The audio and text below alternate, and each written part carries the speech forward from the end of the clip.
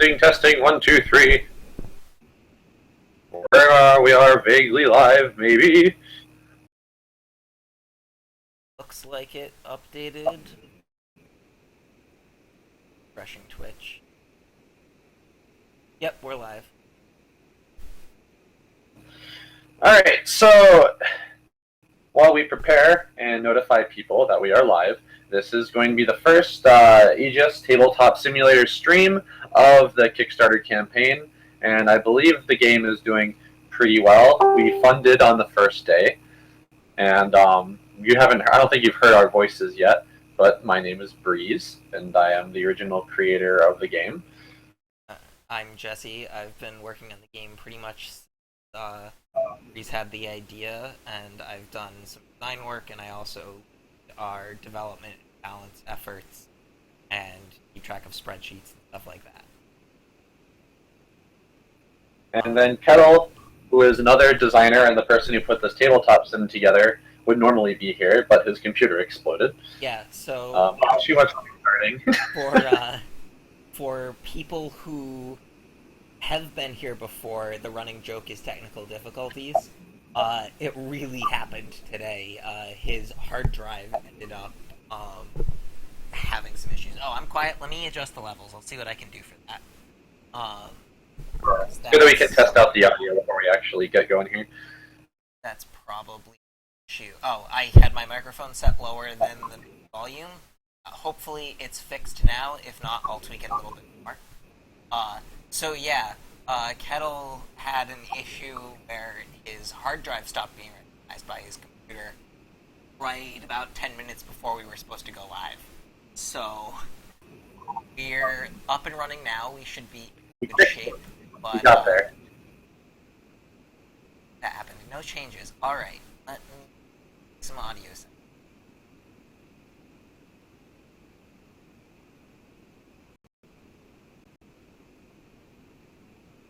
Okay. I have, in theory, doubled the volume of my microphone. Let me know if that is now too loud, and I will continue to tweak the boost.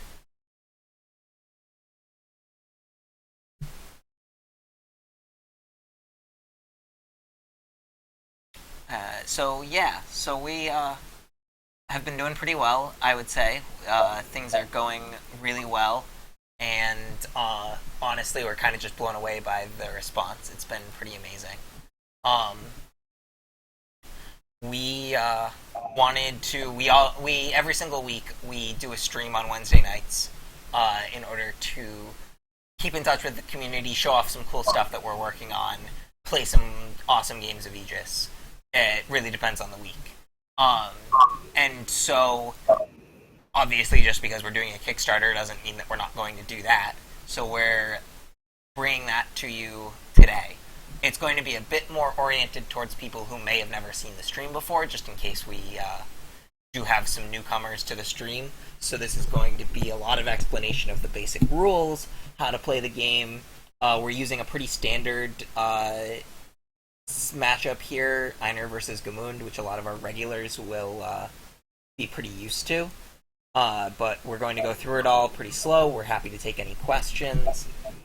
This is really a community thing, so feel free to ask pretty much anything, and we'll try to answer it as best we can at this point. So yeah, that's my quick pitch. Do you have anything else to add, Breeze? Yeah, it's like we're pretty much here. We're going to teach people how to play the game. We have a few explanations on the page proper, but nothing actually beats playing the game and understanding it, and being shown it like manually, like what we're gonna do. So it'll be cool to actually show off the game in action. Yeah. So I currently have hovered up the quick reference guide just so that you can take a look at it. This is included in the base tabletop sim version, the demo that's available for everybody to download. It's out on the workshop right now. If you just search for AEGIS under Tabletop Simulator, it's the first result that comes up. So this basically goes through and gives you a really quick explanation of the mechanics that are going on the Gamund team, the mechanics going on the Einar team, a couple of extra things like Einar's Snow 400 that you have to watch out for, and the different attack types that are in this. So it sort of gives you a really condensed explanation of what your teams are doing. You're still going to want to have a basic understanding of the rules, but this will help you keep the game going and keep it fresh so that you're not spending time going back to look at a rulebook over and over. Also, hi Scott. Thanks for hopping in. Good to see you.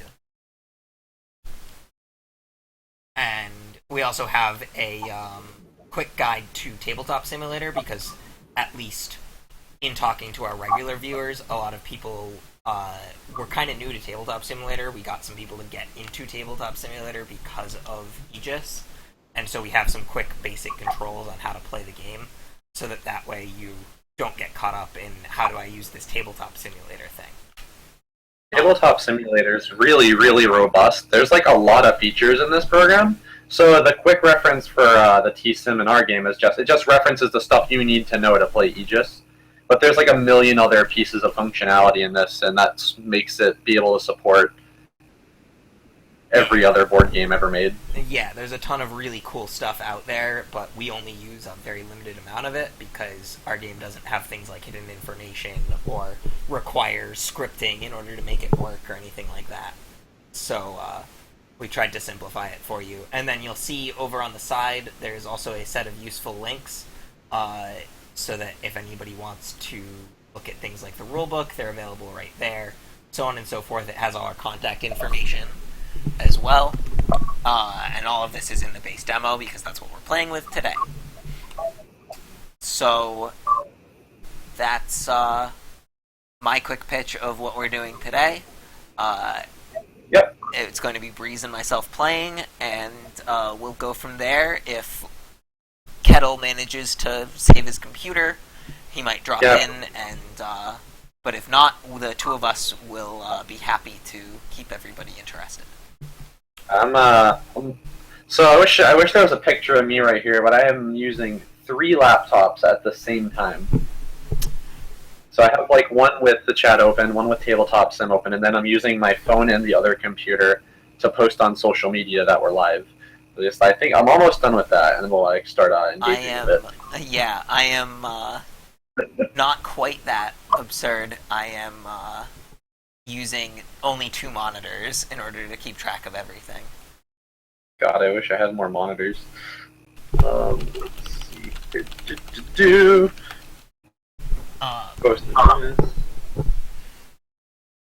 So... I don't even have the Twitch channel open yet. I should do that. Alright, let's see.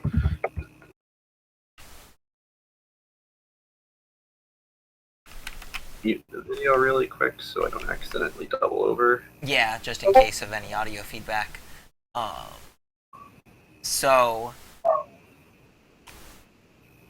I'm going to start running down the teams unless we have anything else we need to talk about before we get started. And we'll preface with a quick rundown of AEGIS so that everybody can see it. And we'll go from there. So, to start things off, AEGIS, combining robot strategy game. Pretty much anybody who's tuning into this stream probably knows that. There's a good amount of depth to the game, but we're going to start by explaining how simple it is and how quick it is to get into. And I also need to really quick edit our title, which I just noticed. I apologize. Yep. Games with fans. I mean, that's not technically wrong. I mean... You're playing games... Yeah, but I want to get the fact that we currently have over $21,000 on Kickstarter as of this moment in there, and I want to really quickly add a link to our Kickstarter. 1 second.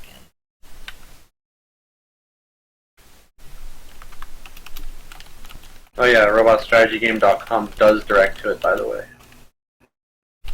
Tell all your friends.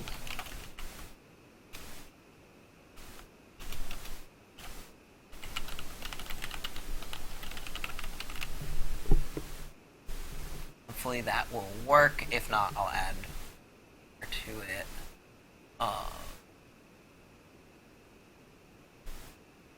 But, sorry, I apologize. I had to catch up to some of the main bookkeeping. Tell everybody. All right, so let's see. So yeah, we have. Can you do the quick? I think I have done rundown of Aegis, just because I want to get the stream page up and running. Okay, so yeah. So you've seen the sick video, and you've seen our page, and you might have watched some of the gameplay overviews, or perhaps played before. But this is the basic pitch of the game, and I don't think I can flash you anything, so use your imagination. So the game's called Aegis. It's a combining robot strategy game. There are 5 different types of robots in the game: assault, evasive, guard, intel, and support. The classes spell out the name of the game, Aegis. Each class of robot has each class of robot has things that are that they do good and bad. So assault guys assault, evasive guys evade, and they move around. Guard guys are tanks. They can take lots of damage, and they also have powerful, low accuracy attacks. Support guys keep the rest of intel guys stop your opponents from doing stuff, and support guys keep the rest of your team going. So you build a team of 5, and you play against your opponent's team of 5, and that's the main crux of the game. There's now there's 80 robots in the box currently, and it looks like we're going to go up to 85 in $300 more. But so you choose 5 basic level robots. That's robots with 1 letter on their cards, and you make a team out of those. So they can be any 5. You can have a whole team of assault guys if you really want to be really aggressive, etc., etc. And you just go up again. It's all about what strategy you want to use. The main mechanic of the game is that your 5 robots share energy with each other. So each robot has some energy dots on the top right, and every turn you add those dots up, and you keep track of it on your commander panel, energy tracker thing, and that's how the game works. Every time you move or attack, it costs energy.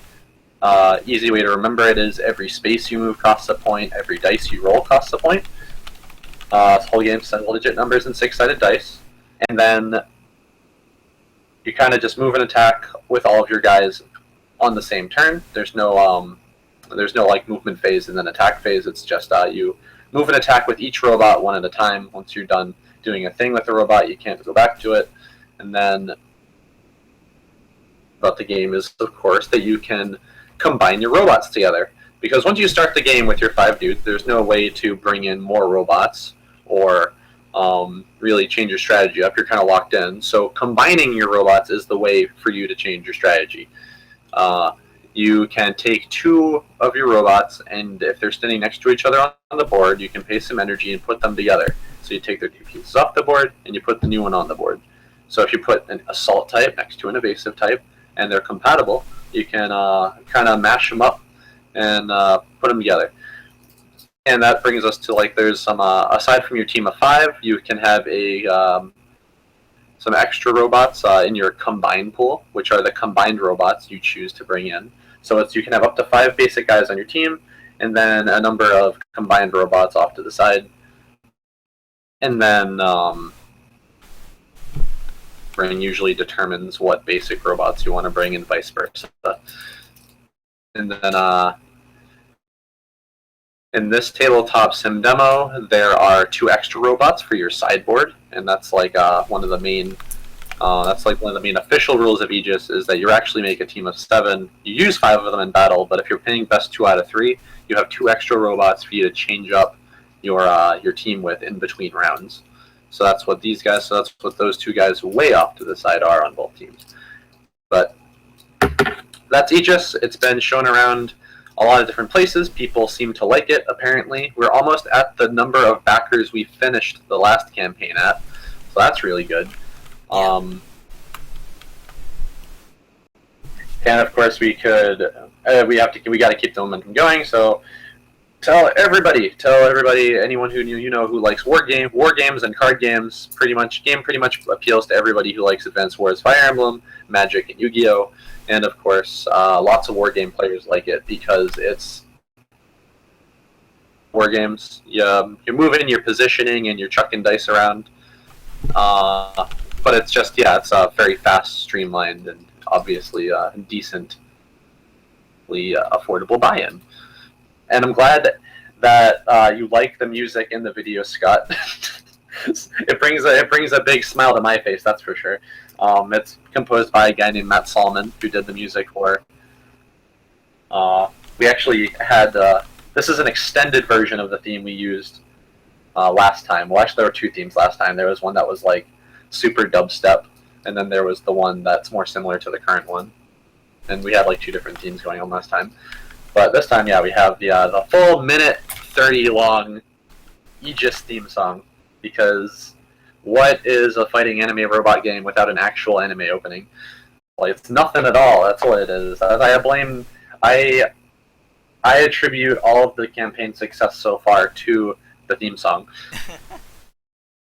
Nothing else. Yeah, exactly. So let's do the thing. So like as Jesse was saying before, we got two teams set up here. Anyone who's seen a game at convention will recognize them. It's Einer's team versus Gamoon's pre-constructed team. It is offense versus. It's basically offense versus defense. Einer's team moves and shoots. Gamoon's team stands still and shoots. And then if you look at the board, we have some darker spaces, and that's where our terrain is. The final game comes with terrain tiles that can be placed around anywhere. But this is like a default terrain setup for the sake of the tabletop simulator. But the tabletop simulator is that we are using like tiles, like each robot piece is a tile, as opposed to a standee. Yep. The tabletop simulator, our camera records from above, and it just works better so far. Yeah, we've found it easier to stream Aegis with the top-down view of everything that's going on the map, that rather than trying to consistently look for side angles. And so because of that, we use the pieces rather than having like a standee within tabletop simulator. And so that's just been the general reason. Obviously, the game itself does come with standees. This is just ease of use. This is for the digital version of the game. Alright, let's see. So let's begin. We got two teams. Let's see, Jesse, or let's see. I'm playing Einer, yeah? Sure. Alright, so I'll play Einer. And I'll go over Einer's robots left to right so you can do your fancy zoom in thing. While I talk about them. Give me 1 second. Yeah, when you're ready. Yeah, I just need to change my position. And now I have, of course, managed to forget how to do that properly.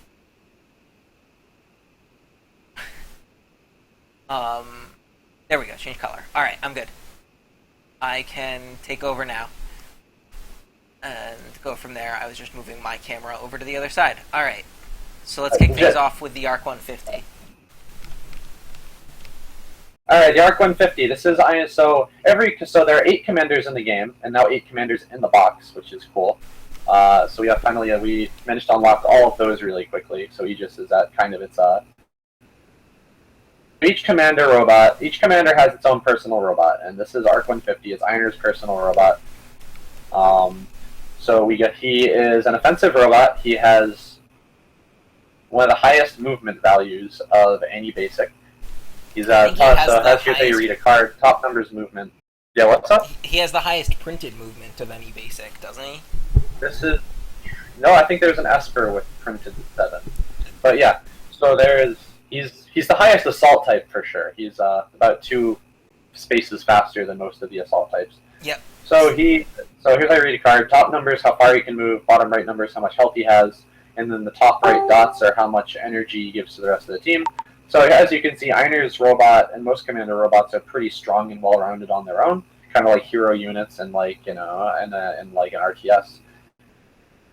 He's got 2 attacks. He's got a melee attack and a slightly longer range shooting attack, and he can use both of them if he stands still. And the reason why he can do that is because of his special ability called Overload. Normally, for a robot, they can only use 1 action per turn, but Einer gets to break that rule by using that Overload ability if he stands still. Yep. And then the other thing that makes commander robots special is that commander robots all have an ability that in some way affects your general team building strategy or how your robots function in battle. Einer's ability is First Pilot, as you can see in gold on the bottom of his card.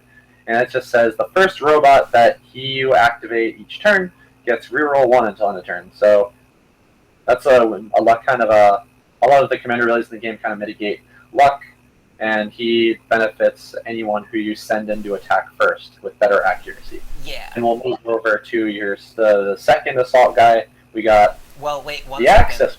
We need to talk a little bit about reroll, just in case anybody hasn't seen the game before. So, Yep.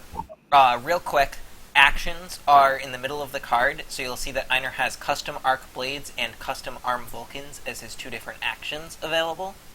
His first action, the Custom Arc Blades, you'll see the left-hand side, there's a number inside of a die, and that number is a 2. That's how many dice you're going to roll with that action, and how much energy it will cost you. Then next to that, you'll see the number 4 inside of a little targeting circle. That is the accuracy number of the attack. Your dice need to be that number or higher in order for them to succeed and hit. Because that is pointing straight up, that means that it's a multi-hit attack. There are some single-hit attacks that we'll go over as we get to them. For each success with this first action, you will do 2 damage to a unit that is 1 space away because this action is a melee action. So if you rolled a 4 and a 3, you would do 2 damage. If you rolled 2 4s, or a 4 and a 5, or a 4 and a 6, or anything like that, you would do 4 damage. With that reroll 1 ability, let's say that I rolled the Custom Arc Blades and I rolled a 3 and a 4.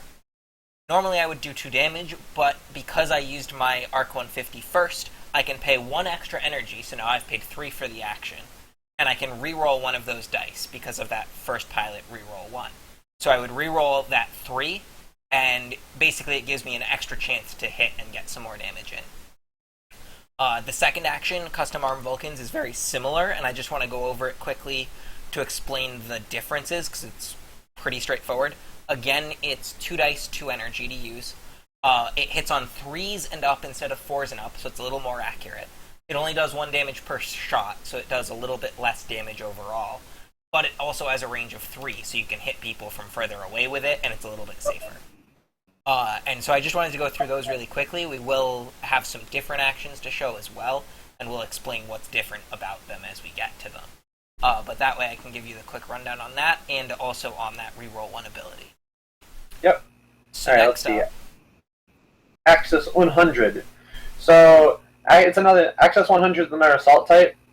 He's like one of the kind of mainstay, really basic assault types. Yeah, he's a bit slower, he's a bit more, he's just... stats, and he has 2 machine guns that are the exact same thing.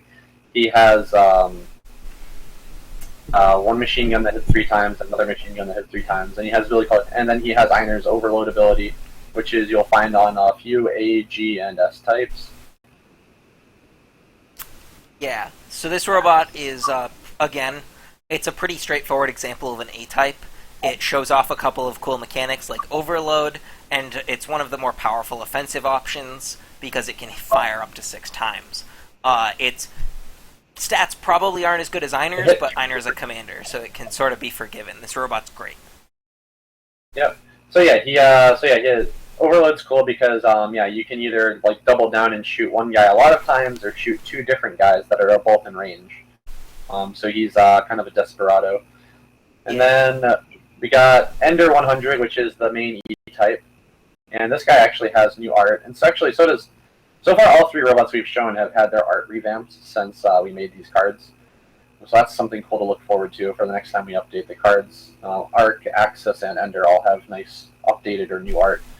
Ender 100, he moves really far, and he has the ability called Flight and Melee Evade, which means he can fly over terrain, and he is good at avoiding attacks that come from places that are right next to him. Yep. And then other than that, he has a machine gun attack similar to an assault type.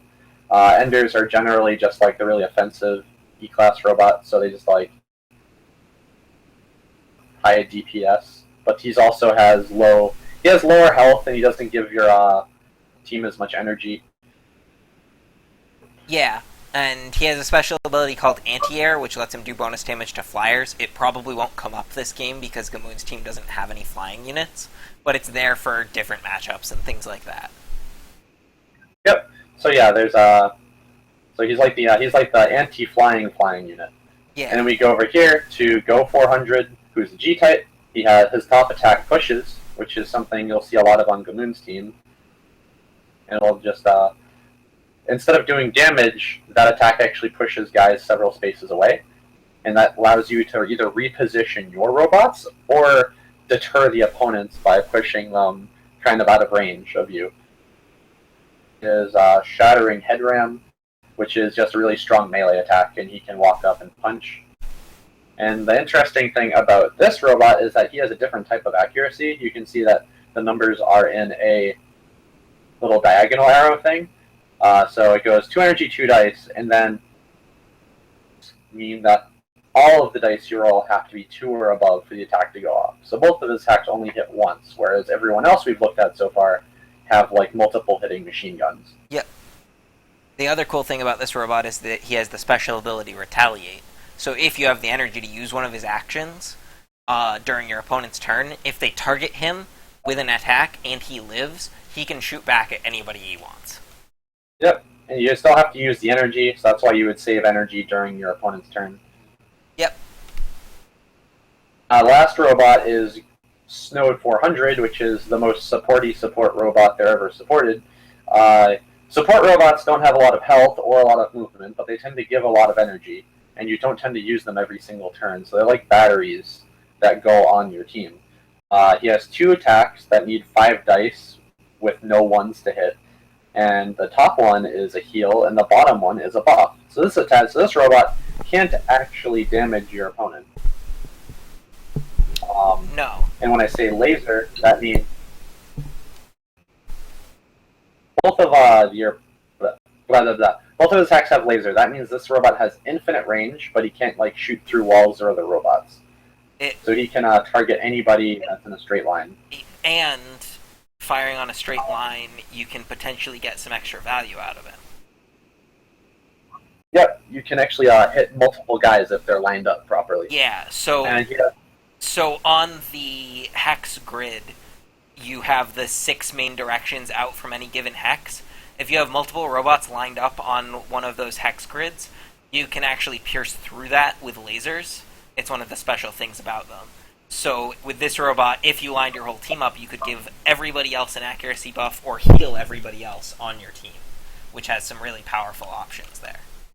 Yep, and when you say his accuracy buff, that means the number inside of the bubbles actually can go down, and that lasts for a turn. Yeah, so for example, if you used that +2 accuracy buff on Einar, and it succeeded, his custom arc blades would hit on 2s or higher, and his custom arm Vulcans would hit on 1s or higher, which basically means they would hit 100% of the time. So it can be really powerful and dramatically increases the damage that your robots can do. Yep, accuracy buffs are really strong in this game. They definitely are very strong luck mitigators. And there's also the other attacks that like lower enemies' evasion, which has similar ability. Yep. So yeah, that's if you want your attacks to hit more often, I suggest using guys that kind of manipulate accuracy and evasion. It's a very good key to victory. Yep. And let's look at let's look at it. ARC 2500. Alright, ARC 2500. Tell me about this awesome level 2 combine robot. Alright, so yeah, AEGIS, it's the game about combining. This guy is an AG robot, as you can see on the top left of his card.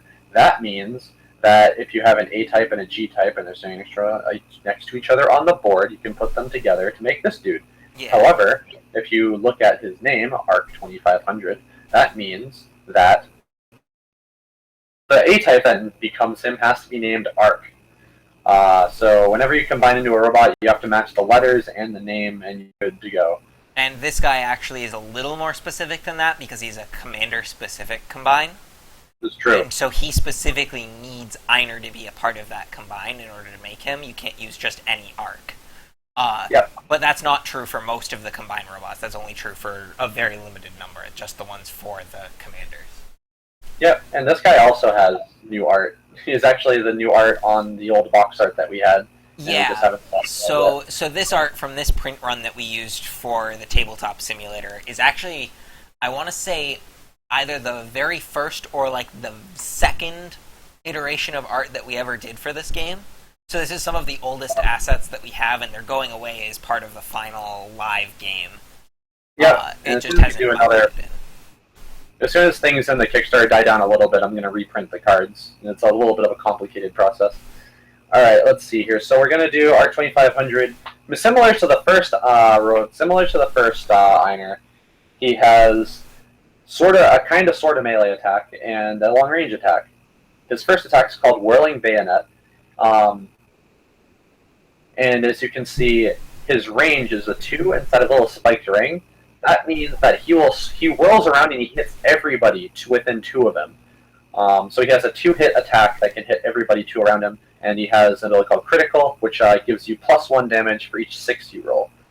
Yeah. So this attack can actually deal a significant amount of damage to many people. So so just as a really quick example on the board, if I made the Arc 2500 and put it out on the board where I have it right now, if I used that Whirling Bayonet ability, it would hit every single robot and I'm drawing really quickly, and forgive my artistic skills, but it would hit every robot in that circle around the Arc 2500.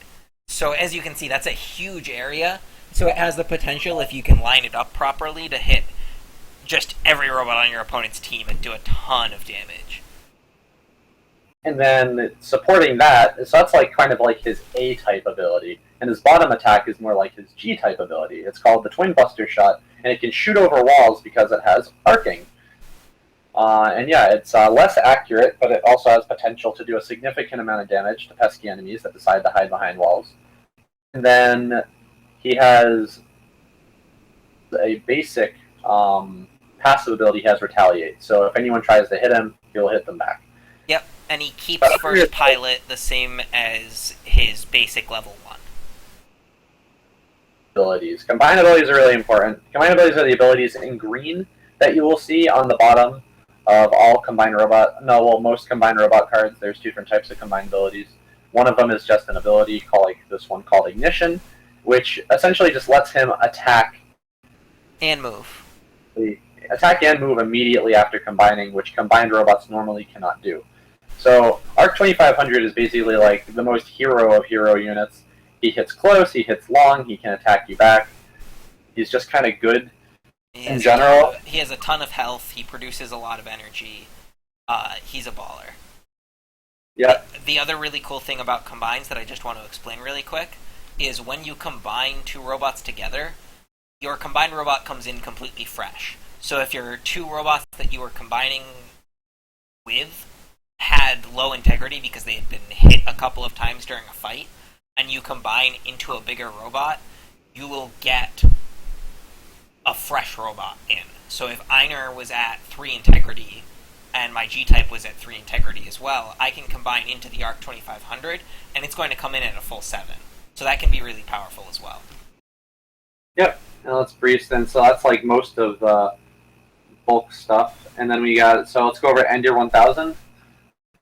Ender 1000 is also an aggressive robot. It's an AE type. Instead of being really bulky and tanky, he moves really far. He has 7 movement. He can fly over stuff. And he is similar to the Axis in that he has a doubled over 2 attacks of the same thing. He hits a lot. Yeah, he hits a lot. He has 2 4-hit machine guns, and he has the ability Overload. So if you manage to stick your guy close to him, this guy can shoot. This guy can shoot somebody 8 times and deal a really significant amount of damage. Yeah, and so AE types tend to be like really like mobile glass cannons. So as you've seen out of the robots that we've shown you so far, most of them have pretty low integrity numbers. Like somewhere, the lowest we've shown you so far is 3, and the highest we've shown you is 7 on a level 2 robot. There is not an integrity value in the game higher than 9, and this robot, completely unmitigated, has the potential to do like 6 damage on average if it uses its overload ability, which is really powerful. And that gets even more powerful if you use things like buffs on it to make it hit more often. This robot is an absolute killer if it gets close to you and you don't do anything to stop it. Here's level 3 robot, which is if you combine 3 robots together, if you level up that last one we looked at, the Ender 1000, and merge it with an S-type, you can get an Ender 5000. And the Ender 5000 has 3 attacks. It has a long-range, multiple-hitting laser, and then it has a close-range attack with better accuracy. And then it has a closer-range attack that's a melee attack where it kicks somebody in the face. So he has 3 damaging attacks. He's just like pretty much completely offense. He's super well-rounded. He gives you a significant amount of energy. He can move. He has flight. He can move over walls, and he has a decent amount of health. Yep. And he has a really cool combine ability. Oh yeah, we didn't talk about the Ender 1000's combine ability. I just want to address it really quick. When he comes in, he can move 7 in a straight line, for free, which is really powerful. So he can basically rocket across the map. So the Ender 5000 is level 3. Those are understandably a lot cooler and a lot more powerful than their level 2 predecessor. So when the Ender 5000 combines, he gives your allied units the ability to move for free. So anybody else who's left on your team gets to move up to their movement value completely for free, in addition to their regular movement. So you can sort of rocket your remaining 2 robots across the board if you have the energy to support it. Yep. So yeah, that's like a super cool AES thing. Once you be aggressive, it lets you move. Yep. It's neat. And the one other thing I just want to address really quickly is that he trades in the Snow 400's buffing lasers for a damaging laser as his primary action, which also hits multiple times. So he can shoot from across the map with that ability and do a ton of damage. Yep. And that's Einer's team at a very high level. Yeah, obviously, you will see it in action very shortly and get a better feel for it. So I'm going to do a quick overview of Gamoon's team. I'm going to go through the robots a little bit faster because now you've been introduced to some of our core concepts, which will hopefully make this one easier to understand. So Gamoon's team is led by the GMD 100, which is Gamoon's commander robot. It is a G-type. It has a lot of integrity.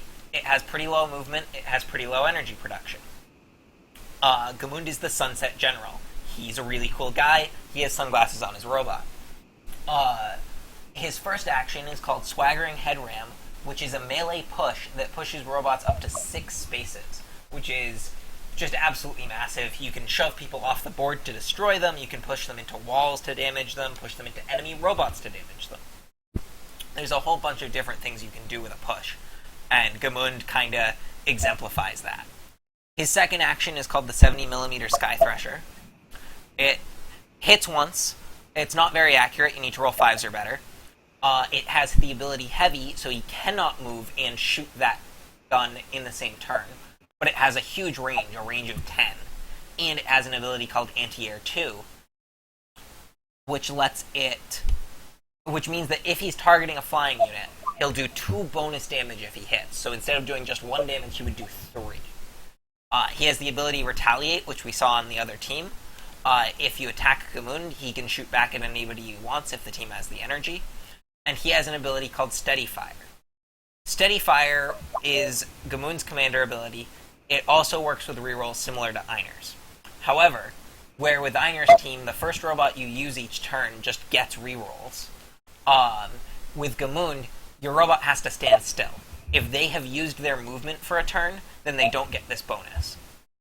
As a result of that, your whole team can get it. So on your turn, any of your units using an action that has not moved has reroll 1 until the end of the turn. So that's really powerful and can combine and synergize pretty effectively.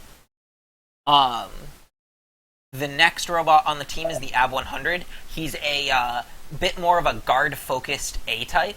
He has lower movement than most A-types, a little lower energy production, pretty high integrity, and he has a very powerful melee attack that can do 3 damage, and a pretty powerful, not that accurate ranged attack that can do up to 4 damage, but only hits on 5s or better. There's not a ton to say about this guy. He's pretty basic, but we will get into one of his combines later on that's really cool. Next up, we have the Get. The Get is another G-type. It has low movement, low energy production, high integrity. It has a pull, so it can actually pull guys in towards itself, which is really cool and powerful. It has the Getter Blunderbuss, which is another heavy action that does a ton of damage if it hits. It does 3 damage in one shot, which is really powerful. Again, kind of a straightforward robot. I don't think there's a ton more that I need to explain yet. You'll see it when we get into the game. Next up, we have the ICA, who's probably the coolest robot in this demo, in my totally unbiased opinion. ICA is an I-type. It's the first I-type that we've really talked about so far today. I-types do a lot of different things. They're probably the most varied class. They have okay movement, okay energy, okay integrity, and this ICA shows that off.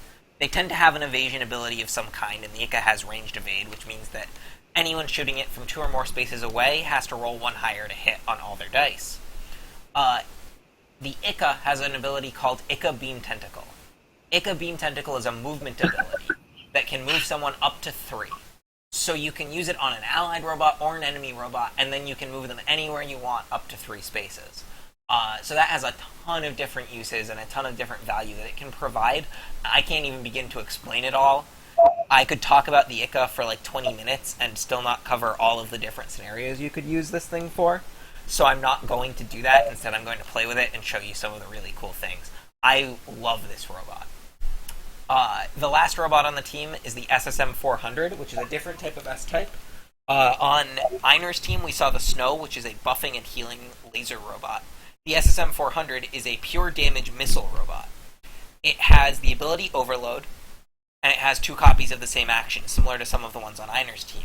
That action, it fires 3 rockets at a range of 4 to 10, and it has heavy, so you can't move and shoot in the same turn.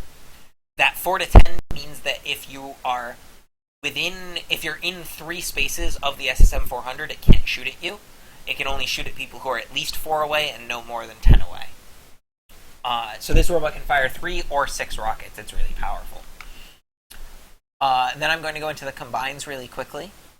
So, Gamoon's team is a little bit different because Gamoon himself does not have a combine on this base team. Instead, he focuses on combines for some of his other robots. So, the first combine on the team is the AB-1000, which combines the AB with any G-type. The AB-1000, pretty slow moving, only 3 movement. Produces an okay amount of energy. 7 integrity is huge. When it comes into play, when it combines, it deals 2 damage to every enemy in a radius of 2. So that's a huge amount of damage, and it's guaranteed, and it happens for free when you combine. He has an action called Double Pile Driver, which is a very powerful melee attack that locks the opponent in place so that they can't move away from him next turn. And he has an ability called Breaker Magnum, which is the same ability as the AB-100's Burst Cannon, except it has crit, so 6s do extra damage. Next robot on the team is the SSM-3000, which is an upgrade of the SSM-400, and it combines that with any G-type. Its first action is the GSSM Burst Rockets, which again have 4 to 10 range. They gain arcing so it can shoot over walls, and they now also have a radius of 2. So everybody within 2 of the robot you targeted with the action also gets hit. So this can do a ton of splash damage. It's really powerful. And then this is a robot with an example of a combine ability as opposed to text at the bottom of the card that explains what they do. When this robot combines, it can use Gravity Burst Field for free, which pushes all robots within a radius of 2 4 spaces. And you can tell that it can do that because it has the green combine text next to the action. The last robot on the team is a level 3. It's called the Get Some. It is a combination of the Get, the SSM, and any A-type. This robot is really cool and does a lot of different things. It's one of the earlier level 3s that we designed, and I think it's one of our coolest designs, personally. So, it has low movement, but it doesn't need it. It has really high energy production, which is great. It has really high integrity, which is also great. It has reroll 1, so that you can reroll some of your failed dice to make sure that you hit them. It has an action called the Great Left Hook, where it hits you with its hand for a ton of damage, and then if you survive, Force knocks you back 4 spaces. So it can push people away with its melee attack. Its second action is the Getter Winch Hook, which it gets to use twice when it combines, pulling people 5 spaces per combine. And so you get to use that for free, so you can immediately pull 1 robot 10 or 2 robots 5. There's a lot of different things you can do with that attack. Its third ability is the Rapid Fire Winch Hooks, which are a multi-hit set of hooks that pull for 2 for each success. So there's a lot of different things this robot can do. It also has overload, so if it stands still, it can use extra actions. So you can hook somebody into you and then punch them away and do a ton of damage to them. This robot is great, I would say. And that's the Gamun team. That's the team that I'm going to be playing. So my strategy is going to hopefully be to make Breeze come to me and to take advantage of my steady fire ability in doing so. And I think Breeze's plan is going to be to try to avoid getting shot too much before he closes the gap. And so we'll see how that goes. Do you have anything else you want to add before we get started, Breeze? Nope, I'm good. Just talking in the chat with some peeps. Yeah. Yeah, alright, so we can definitely do the thing. Let's play robot stuff. What? Alright, let's see. How did I get over here? I am playing Einer. Yeah, and I'm also going to erase my handy circle that I drew earlier. You don't need to anymore. Circle, by the way. Anyway, alright, let's do this. Let's roll to figure out who goes first. Alright. Play by all. We're going to start off with a high roll. Whoa. This week. That was weird. Yeah, we had a little bit of audio feedback there. Sorry about that. Alright, so we're kicking things Anyway, off with a I rolled a 10, I think. I think that's, according to Tabletop Sim, that's an 8. So let's just re-roll that. Oh, okay, that's much better. Great. Perfect, boxcars. Alright. I did better than boxcars.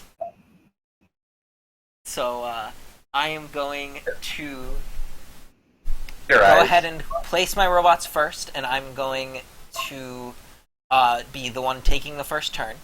So I'm going to start off by taking all of my basic robots, and I'm going to place them in this blue start zone right over here. I can place them in any of the spots there as I see fit. So I'm going to do just that. I'm going to place the robots like so. And I'm going to put the Ica in the middle of my team, and I'm going to put the Get up in the front. And so that is my team placement. I've sort of used the up-front positioning on these hexes. So you can go ahead and place your robots, and then we'll get right into it. Alright, sweet deal. So I'll place my dudes. We got guys going on here. I'm going to place my assault guys in front. Will I? Yes. The answer is yes. One of the big things I have to consider is where to put my support guy, because my support guy can't move very good and he shoots in straight lines. And there's walls. So we haven't gotten too far over the terrain layout, but there's a whole bunch of walls in this, right in the middle of this board, that are going to make it so that it's hard for a long-range robot to shoot right through.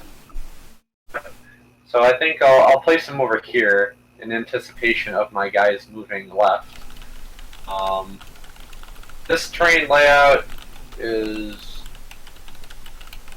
pretty constricted in the center, but looser around the edges.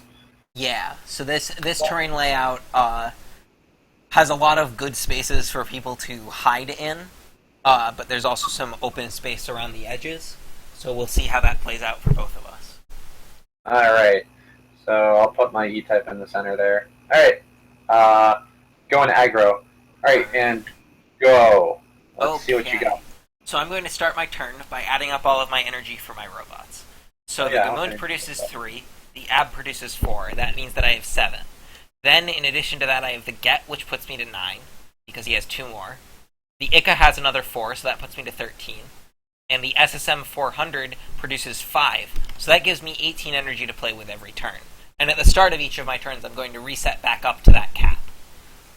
So I don't gain any benefit for not using my energy over the course of a turn. So I'm going to kick things off. I'm going to start by moving the Get 3 spaces, which is going to cost me 3 energy. So I'm going to move the Get 1, 2, 3, and it's going to drop me down from 18 to 15 energy. Then I am going to take my SSM, I'm going to move it 2 spaces, which will bring me down to 13 energy. Next up, I'm going to take the Ab, and I'm going to move him 1, 2, 3, 4 spaces, which will put me down to 9. And now I'm going to use... And then I'm going to move Gamund 1, 2, 3 spaces as well, putting me down to 6. Now I'm going to go ahead, and I'm going to use the Ika's special ability, Ika Beam Tentacle. And so, in order to use this action, it's going to cost me 3 energy, so I'm going to go from 9 down to 6, which I've already taken care of. I'm going to roll 3 dice. I'm looking for 2s or better, and because the arrow's pointing off to the side, I need all of them to be 2s or better. And I'm targeting my SSM with this to try and move it around. So I'm going to roll these 3 dice right here and see what happens.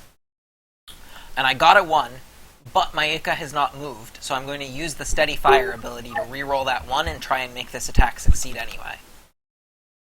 And there it goes. The attack has succeeded, and so I can move the SSM 3 spaces in any direction, and so I'm going to do just that. I'm going to move it 1, 2, 3 spaces, and now I have moved or acted with all of my robots, so that makes it your turn, Breeze. Alright, let's go. Alright, so I added up my robots. I got 20 energy, which I believe is significantly more than Jesse. Probably not that significantly. Alright, so I'm probably just gonna go I'm just probably gonna go right down from left to right and move my guys. Let's see, where's Jesse coming at me from? He's coming at me from what looks like my right. And I'll go left much faster than he can go left. 1, 2, 3, 4, 5, 6, 7, because Einer's a baller. He's going to be behind that rock, so he probably can't get shot by those missiles all the way over on the edge of Jesse's that board. is the wrong line tool. Apologies. There's a really handy line. Really, that was a really straight line, though, for the... I mean, yeah, I started just, like, dragging it out, and then it turned into a squiggle. So I do currently have line of sight, but whether or not I'm in range is another question. You're not in range, so I guess I'm okay right now.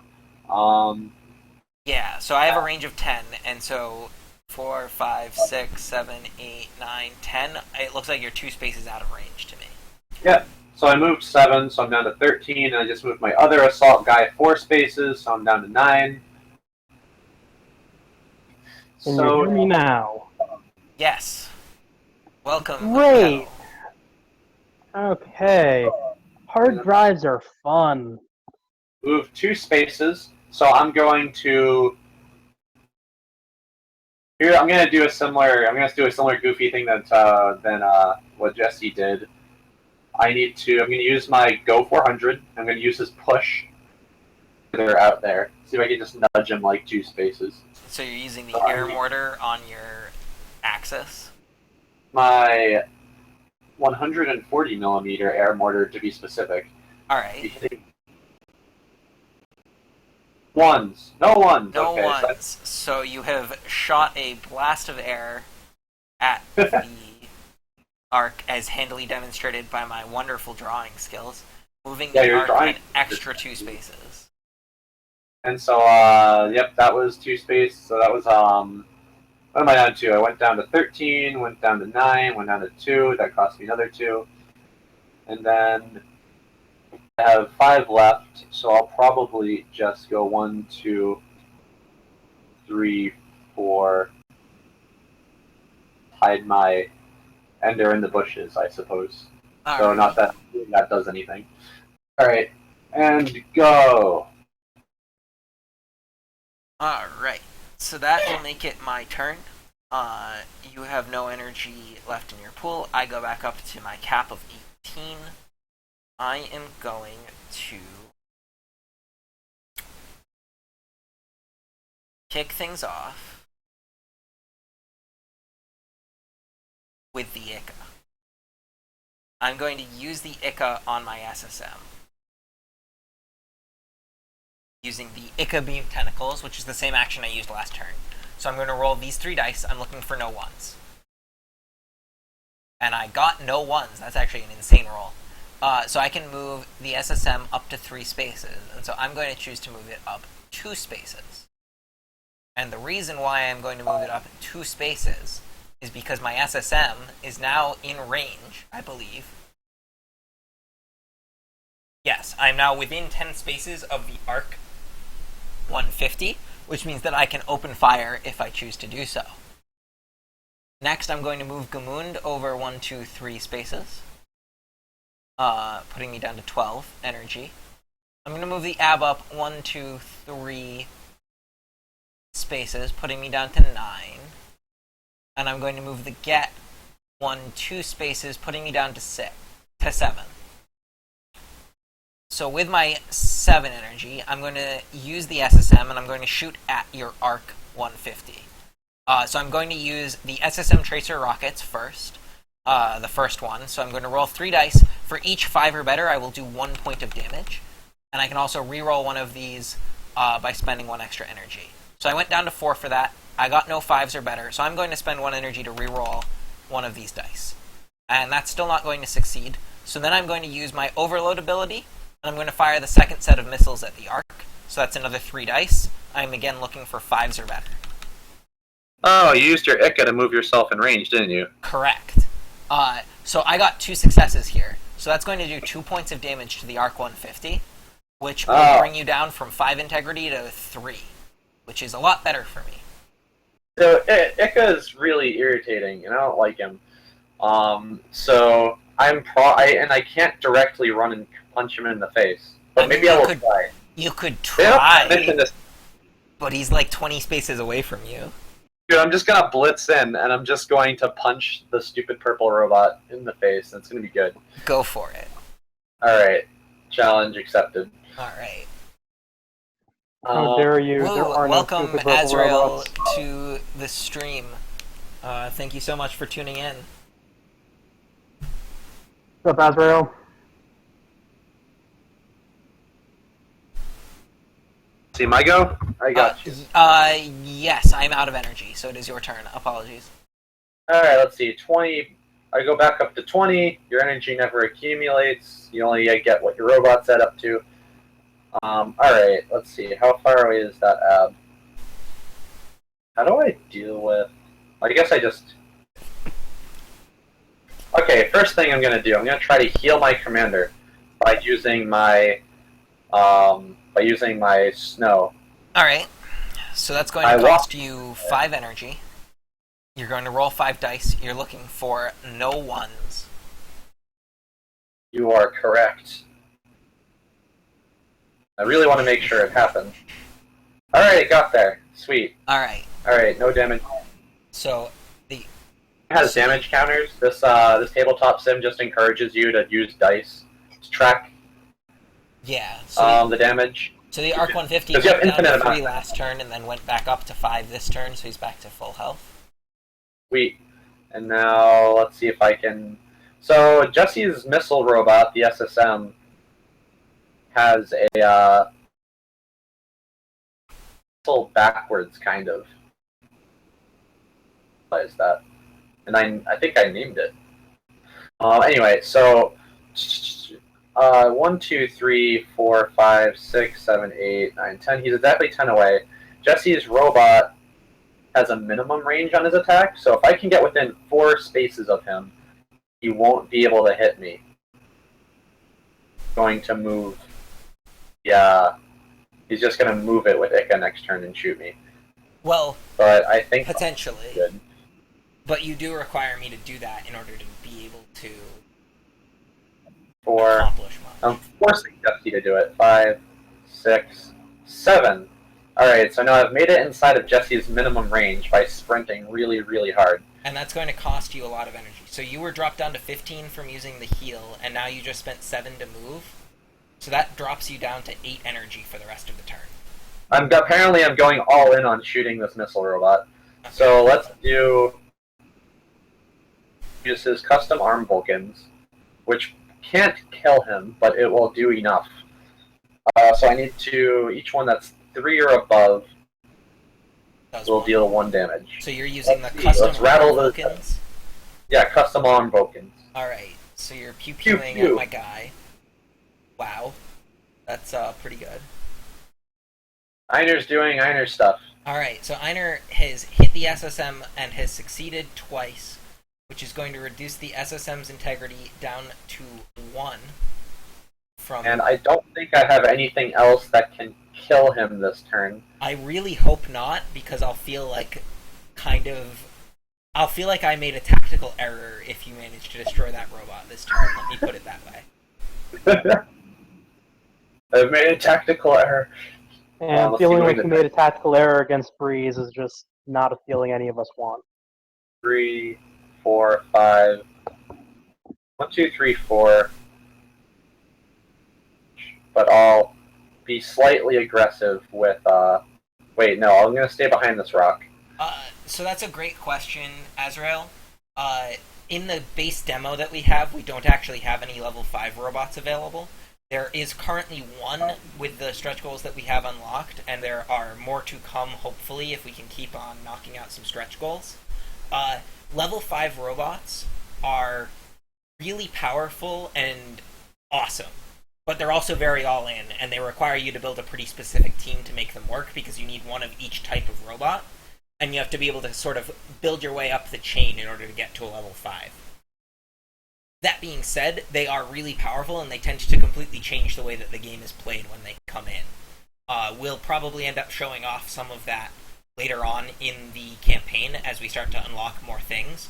We'll start to show you some more details about it. Yeah, so far one of the hard. I'm also done. I moved all my guys. Okay. So far, one of the hardest things about this campaign is that I definitely wasn't expecting to hit every stretch goal on like day 1. So despite the fact we've unlocked everything, we will still continue to show off those things in a steady and intelligent manner, because we don't want to all right, day 1, here's the most complicated stuff about the game before we taught you how a turn works. Yeah. Ilea asked, do they also have a max of 9 integrity, or is that just for this demo? So currently, as printed, there are no robots in the game who have more than 9 integrity, I believe. There might be 1. Is there a level 4? There's 1 level 4 unlocked right now, or 2. Well, no, is there a level 4 with 10 integrity? 2. No, there's only everything. It goes up to 9 right now. That's what I thought. I just wanted to confirm, because I know we've talked about it. We have some stuff that we've looked at for when would we go past that 9, but in the game itself right now, nothing goes past 9. Alright. So then, let me see. So I'm back up to 18 energy. My SSM's in pretty rough shape. So hopefully I can do something to make that less of a problem for myself. So I'm going to kick things off by moving the Ika up 2 spaces, putting me to 16 energy. Then I'm going to use the Ika Beam Tentacles to try and retreat my SSM. And that's going to succeed. So I can move the SSM back up to 3 spaces. I'm going to move the SSM back 2 spaces, 3 spaces, just to be safe. That makes it so that I again am in range to fire missiles at the Arc 150. So I'm going to do just that now. I'm going to fire off the first set of 3 missiles. I'm looking for 5s or better. Each 5 or better does 1 damage. And that is 1 success. I have 10 energy remaining. So I'm guaranteed a damage, but I can also use a reroll if I want. And I think that's worth it to me right now. I'm going to spend 1 energy, I'm going to reroll one of those 1s and see if I can make it succeed. Nope, but that's okay. So now I'm going to use my second action, which is going to drop me from 9 energy down to 6. And I'm going to roll 3 dice and attempt to do a little bit of extra damage. I'm going to get 1 success there, so that's going to be 2 more damage to the Arc 150, dropping it back down to 3 integrity. Next up, I have 6 energy remaining, and with my 6 energy, I'm going to move the Ab 3 spaces, which will put him in range to use his burst cannons on Einar. I'm going to fire the burst cannons, which are 2 energy. I'm going to roll 2 dice. I'm looking for 5s or better. And I got 1, so that's 2 more damage to the Arc 150, dropping him down to 1 integrity. And with my last point of energy, I'm just going to move the get up 1 space and call it a turn. That will make it your turn. Alright, sweet. I'm going to play the game, but I'd also like to continue to think about just how cool our Kickstarter video is. So back up to 20. Yeah, that's kind of pretty great. So Breeze, I have a question for you as the guy who laid out the terrain on this board. Yes. Why is there only 1 single tree on this board that counts as terrain? Well, you see, that one's the extra really strong tree. That one is the one, that's the one that hasn't been destroyed by the Five Nations War. Okay, just wanted to check. Yeah, this was this board was a little bit of a rush for the tabletop sim, but the final game comes with customizable terrain pieces, yada yada. And I'll be doing more fun. So you can create your own. We have a couple of different layouts that we're going to share with everybody. They'll be available along with the game so that you get some recommended standard balanced terrain, but we encourage you to mix and match, come up with what works for you. So anyway, let's get into your turn.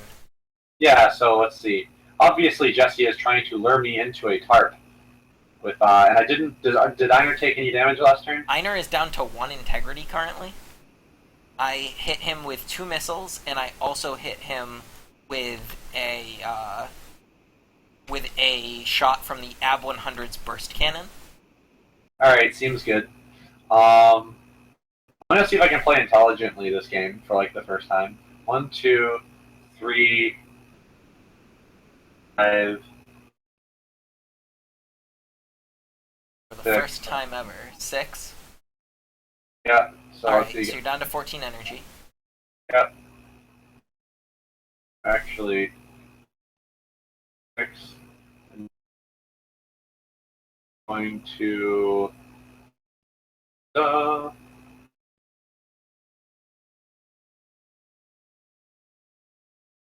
Alright. My guys, 1, 2, 3, 4, 5, 6. I'm over here. Pretty sure you can't shoot me with missiles there until you inevitably move your rocket guy. Try to heal Einar again. So far I'm down to 8. Yep, and because you moved both your 1 6. 3. This actually wasn't as much of a productive turn as I would have liked it. But let's continue to try to keep my commander alive. You've got a 1. And that means it would normally fail. However, lots of S-types have built-in reroll, which means I can spend an energy and roll. And attempt to make that less bad. And you did it. Einar is healed back up to 3 integrity. So that was my super regroupy defensive turn. I still have 2 energy left. So I guess I'll... this guy, baller.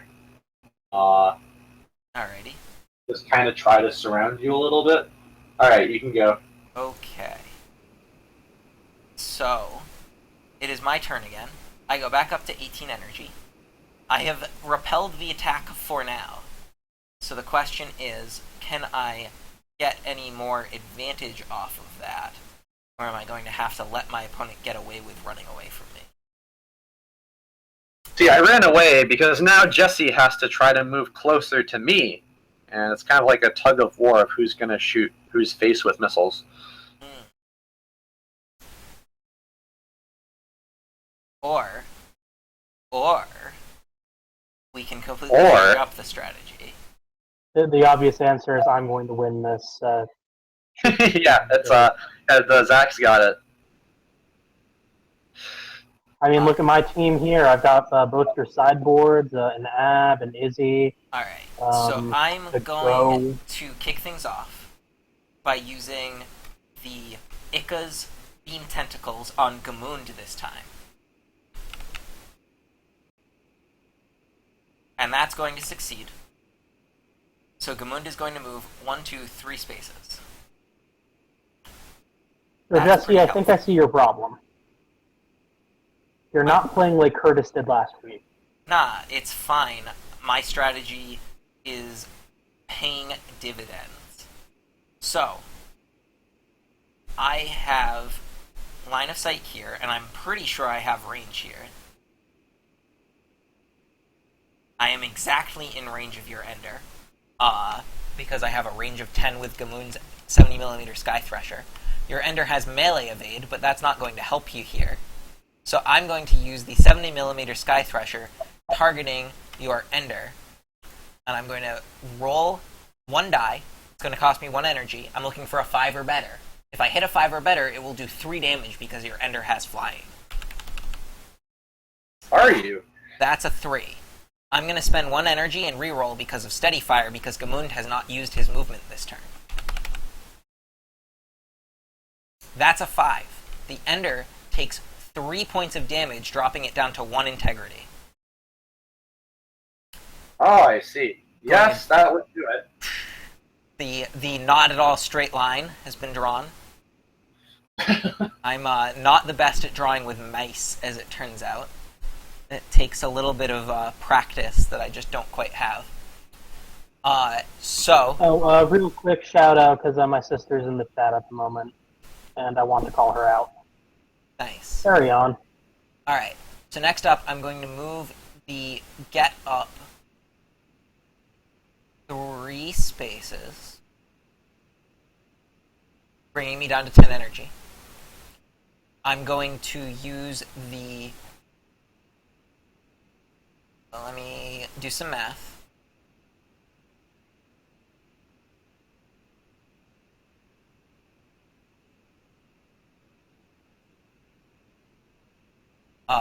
Okay. So I'm going to move the SSM up 1 space. And I'm going to use a bunch of energy to move the AB. Actually, not a bunch of energy. I'm only going to use... I'm going to use 1 energy and move the AB up a space. I'm going to leave myself with a lot of energy this turn, but I think I'm okay with that. And I'm actually going to end my turn here. Alright, sweet deal. Let's go. What goes? Let's see. You've heavily damaged my flying guy. I probably shouldn't have sent him in the same direction that your anti-air guy was. So the key strategy that I implemented there was that my anti-air guy was in both places. I could have moved him to either side in order to harass your Ender. This is true. Very nice. Very good. Yeah. Alright, let's see. What do I want to do with you here? I think I have a plan. So I'm going to move this guy up 3 spaces. I'm going to go down to 17. Try to push my dude. Using my green guy to push my axis. I'm going to roll my dice. Get no 1s. Alright. And I get to be pushed up 2 spaces. Alright. And so what I've just done there is now I've put his green guy in range of being shot at a lot. I'm going to overload, and I'm just going to fire 3 machine gun blasts, and I'm going to fire another 3 machine gun blasts at his... So I need 3s or better. Alright, so that's 1 success so far. Then I'm gonna pay another 3. I'm gonna do another one. That is 2 successes. You can use, or no, you can't use first pilot because you already acted with a robot. So the get will I take like how 2. specifically that middle dice that didn't fail. That middle die was an MVP. The other 2 were slackers right here. Yeah. All right. So the get will take smidge. He's going to go down from 6 to 4. Let's see. All right, cool. And that cost you a bunch of energy, right? Decent amount of energy, so I went down to 5, and then so I'm at 9. All right. At 5 to do the ghost thing, and then 6 to do the accesses thing. Now, I'm gonna go move 3, and I guess I'll go down to 6, and we're gonna. So it's what we've been waiting for, right? I'm gonna pay 5 energy. I'm going to combine my guys together. Oh man! All right. Excellent. And you pay the amount of energy that's on the combined card. So my AE guy makes 5 energy. That means I have to pay 5 energy to do the thing. So in the tabletop simulator version, that means I get to stack my pieces together like a baller. Just real quick, we have a question in chat. Do the commanders have different abilities?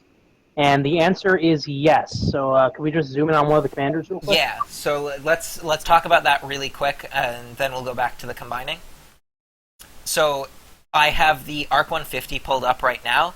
He has a commander ability called First Pilot. The first robot that you act with on your team when you have Einar as your commander, each turn gains reroll 1, so you can spend 1 energy to reroll 1 failed die. So that's kind of just a freebie. It's extra value that Einar gives to your team. Then really quick, the GMD 100, Gamoon's commander, the one I'm playing with, has the ability Steady Fire. Steady Fire says, on my turn, any of my units that have not used their movement gain reroll 1 so that I can spend 1 energy to reroll 1 failed die. So I have to leave my guys standing still in order to get the reroll, but I can get it on multiple robots, so there's sort of a payoff for that, whereas Einar's is more of a freebie, you get it all the time. A lot of commander abilities will give you some form of reroll. A few of them are slightly more selfish, such as we have Etwall, who actually gets stronger as you have destroyed robots, and stuff along that line. Yep. Alright, so back to this awesome combining that's going on here. So the ARC 150 and the Ender 100 just combined into the Ender 1000. The ARC was at 3 integrity and the Ender was at 1, but now that they've combined, they're going to come in completely fresh with a 5 integrity Ender 1000. When you combine, this robot can't use any of its actions or movement on its own this turn, but it has the special ability Blitz, so it can move in a straight line up to its movement of 7 for free. That's going to happen here. And it's specifically a straight line. Yes. So I need to make sure I can end up in a decent place. I'm going to probably move 1, 2, 3, 4, 5. This is a decent place. Because now I'm behind a giant rock, and neither of his guys significant level of success. Yes, you have made it so that I do not have a single robot who can hit you there. I think you could kind of walk up and shoot me with your ab. Probably, but I don't know that you care. I know, right? Like, please, I walk up and shoot you with my ab, you shoot me 8 times next turn, and then I'm in real bad shape. You can survive that, it's fine. Jesse, I keep forgetting that Jesse knows how to play. Because that's something I would do. I would just walk my guy up in between all 3 of his guys and be like, So Brackox asked a good question in chat.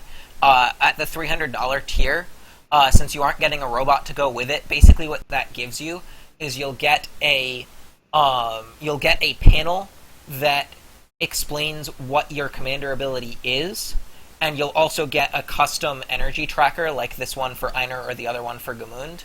And so with that panel, you'll be able to use your custom ability, and so you could put that on top of an existing commander or I believe you could basically turn any robot into a commander. Correct me if I'm wrong on that. Yep, we're still working out the exact specifics, but yeah, the idea is you'll be able to apply that commander ability to a specific robot on your team. And so you'd only be able to use that one robot as your commander, but you can basically have a special commander ability that's unique to you at that tier. And let's see. Alright, and then I moved my guy up like one. I think I moved a guy one space. I am done. Aha. So this turn I tried to do some more goofy offensive strategies, and I rolled real bad. So let's see what happens when Jesse shoots me in the face a lot. Alright, so I'm going to attempt to shoot you in the face a lot. That's my key strategy and my key route to victory. Strategy. I'm going to start things sure off by using the Get 100's Getter Blunderbuss, which rolls 2 dice. I need both of them to be a 3 or better, but if I succeed, I'm going to do 3 points of damage, and I'm going to shoot at your Axis 100.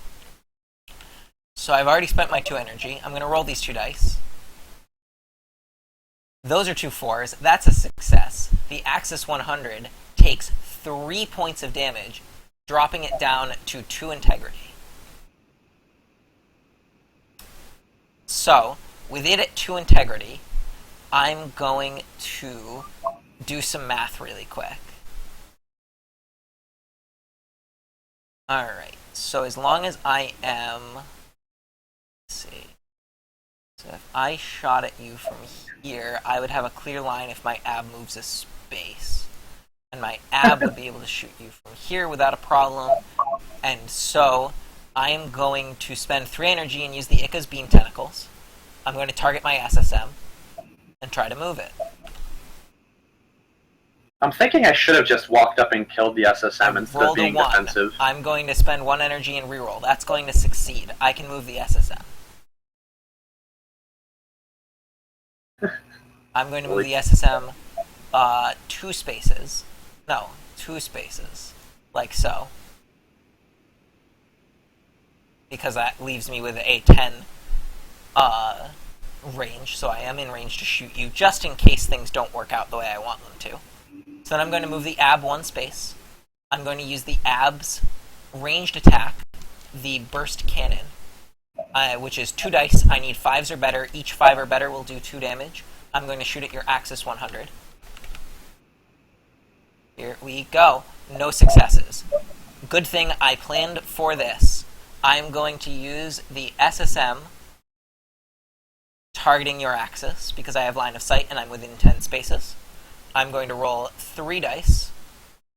It's going to cost me 3 energy. I'm hoping for 5s or better. Each 5 or better will do 1 point of damage. And that's 2 of them. So that's enough to destroy the Axis 100. Oh, very good. Aha! So I have destroyed the Axis 100. Which means that the robot is destroyed, it's taken off the board, and in addition to that, it no longer produces any energy for your team. So, that means that you're going to be producing 4 less energy at the start of every one of your turns. Which is pretty good for me, hopefully. I think it'll work out. So, next up, I still have a little bit of energy left. I still have some stuff I can do, because Gamund has not acted. So I'm going to go ahead and I'm going to move Gamund up 3 spaces. That's going to reduce me to 3 energy, and I'm going to call it quits there. It's your turn. Alright, so I start my turn at 13. I kind of already know-ish what I want to do. Question. I think my defensive play kind of screwed me, and so did that one. I think that your defensive play was fine. I think the real problem was that you combined defensive play with offensive play in the same turn, and one of those things didn't work out for you.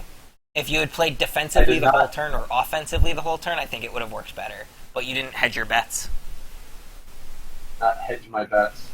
1, 2. So that drops you down to 14 energy? 13? 13. 13? Yep. So gonna 10, and then I'm just gonna go for broke. Didn't you only move that robot? I apologize. Have you moved any other robot so far this turn? Nope. Oh, right. Sorry. I'm wrong because of the Ender 1000. I apologize. I completely forgot the math. My fault. 5, 6. Well, actually, I should be down to 11 because the snow can only move 2. So then I moved 6, so I go down to 5. I'm going to move my other guy up. Intriguing. Because I double dog dare you to come near my go. To combine into my super big guy this turn. So I'll just be having my go be up here, being like, come at me, bro. Alright, go. Alright.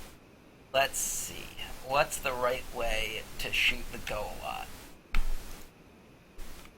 So the go has a melee attack that I kind of care about, and it has a ranged push cannon that I kind of care about. So, I'm going to go back up to my starting energy of 18. I'm going to move the ab up 1, 2, 3 spaces, putting myself in range to shoot at the go. Dare you. I'm gonna do it. I don't see why I wouldn't do it. I'm going to spend 2 energy. I'm going to roll 2 dice. So I go down to 13 energy. I'm going to roll these 2 dice. I'm looking for 5s or better. I got 1 5 or better, so that's going to do 2 damage to the go, dropping it down to 3 integrity. Okay. Alright. Alright. Are you going to do anything with your retaliate ability, sir? Yeah, I guess I will. I'm gonna, just for the sake of doing it, You're going to air mortar somebody? Probably I'm gonna air mortar your get. Alright. So, they shot me and I'm shooting you back, and that means Alright. get back, get over there. So you've pushed my get backwards. Which is really inconvenient because I have 3 spaces, so... Yeah, that's not exactly what I wanted to have happen there. The hope was that that wouldn't work for you, because then I was actually going to combine up and create a more powerful robot. But that's okay. I'm going to spend 3 energy, and I'm just going to move the get up, so that he's back in position. Next, I am going to move the Ica 4 spaces. I'm going to spend 3 energy to use Ica Beam Tentacles targeting my Gamund to try and move him around. That's going to succeed. Gamund is going to move 1, 2, 3 spaces. And then I'm going to spend 1 more energy to move SSM up 1 space. And I'm going to end my turn with 2 energy left in my pool. It is your go. Alright. Sounds great. So, let's see here. I'm going to do... Alright, so you're kind of encroaching on me. Still at 13 energy. I'm going to start with 13. So I move my entire energy tracker. I'm going to start with 13. Going to immediately combine, because why not? And then stack all my pieces together, because that's what you're supposed to do in Tabletop Simulator. Should be part of the tutorial. Getting that stack on for maximum value and intimidation factor. Yep. Alright, so you've combined into the Ender 5000. The Ender 5000 has a special ability. When it combines, you can move your allied robots for free. Whoosh, whoosh, whoosh. So you're going to do exactly that. Aha! So you're going to use the Ender 5000 to move your guy up 3 spaces. Alright.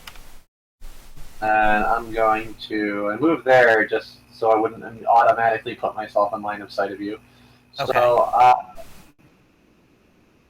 roll 2 dice and try to Shattering Headram you and do some damage. And I do it. You take 2 damage. Aha, I take 2 damage.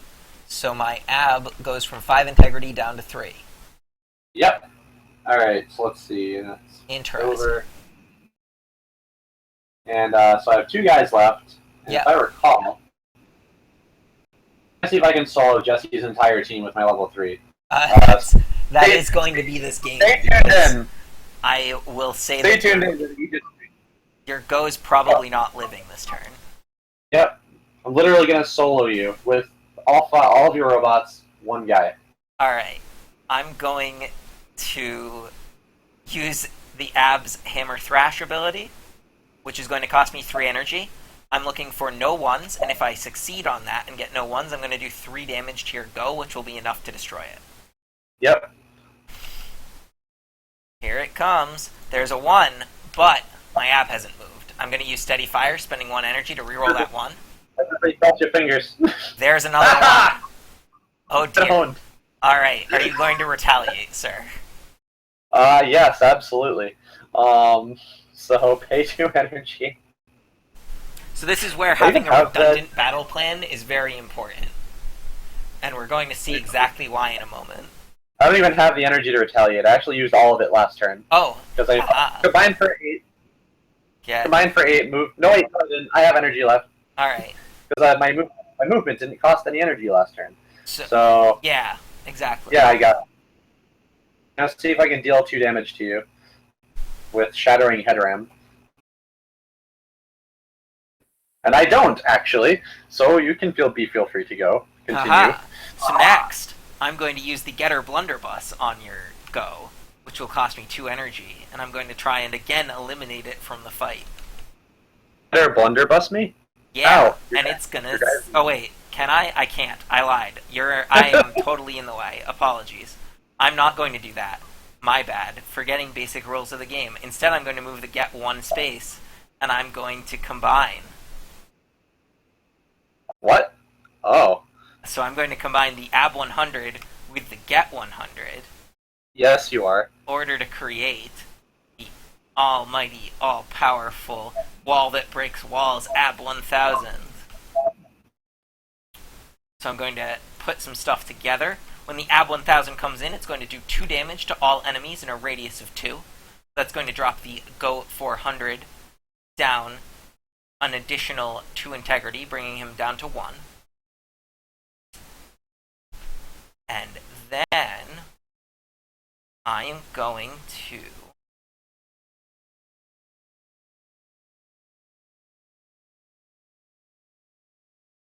spend 3 energy with the Ica. Or no, the Ica's not in range. I'm going to move the Ica 1. I'm going to spend 3 energy to use the Ica's Beam Tentacles, targeting Gamund.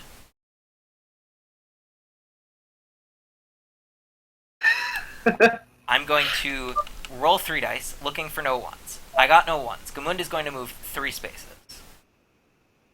So now I have Gamund in prime Shutan position.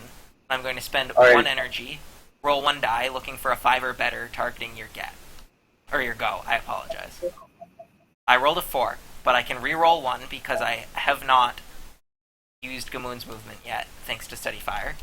Oh, Ica's really, really good. I rolled a 1, so I am not going to be able to destroy a robot this turn. But I am going to be able to use my last 2 energy in order to move the SSM behind a wall, and I'm going to end my turn. You're a party pooper. That's what you are. That's the first thing I was going to shoot. And that's why it's behind a wall. Blew Scott's mind in chat right now. What's up? I think you just blew Scott's mind in chat right now. I know. I'm actually really surprised that nobody noticed the name of the world being Sagaya is just Aegis backwards. With an extra A for good measure. The hidden second A class. Yeah, I had to make it not 100% obvious, I guess. So I move 3 spaces. Yeah, because what you were trying for at the rest of this game was subtlety. Yeah, honestly. Just as the least subtle game. This is the most subtle game I've ever seen. I don't know what you're talking about. This is a game Brightly of political colored intrigue. giant robots. We've already talked about Aegis, the politics game, before on stream. I still maintain that this system works for that. So I'm gonna. I have my big level. I have my big AES guy, and we're gonna see how much of an equalizer he can be here. So I'm going to pay 3 energy and roll 3 dice, and I'm going to try to shoot your Ica. Not my Ica. Ica normally has ranged evade, but however, my laser has aimed, which ignores evasion. It's like Aerial Ace in Pokemon. It will always hit on 4s. Yeah. So let's see. I'm gonna roll 3-4. I'm gonna roll 3 dice and hopefully get 3 4s. I really hope not. Alright, 2 4s. I'm alive. All right. Well, luckily, Don't do this. you roll 1 built in. Oh no. What will I roll? A 2. Okay, you're alive. You're good. I have survived. I live to fight another day. Alright, so my AEGIS goes down to 1 integrity, which is not optimal for me, but I'm alive. He has 2 guys with 1 integrity. Yeah. I'm just trying to make that go.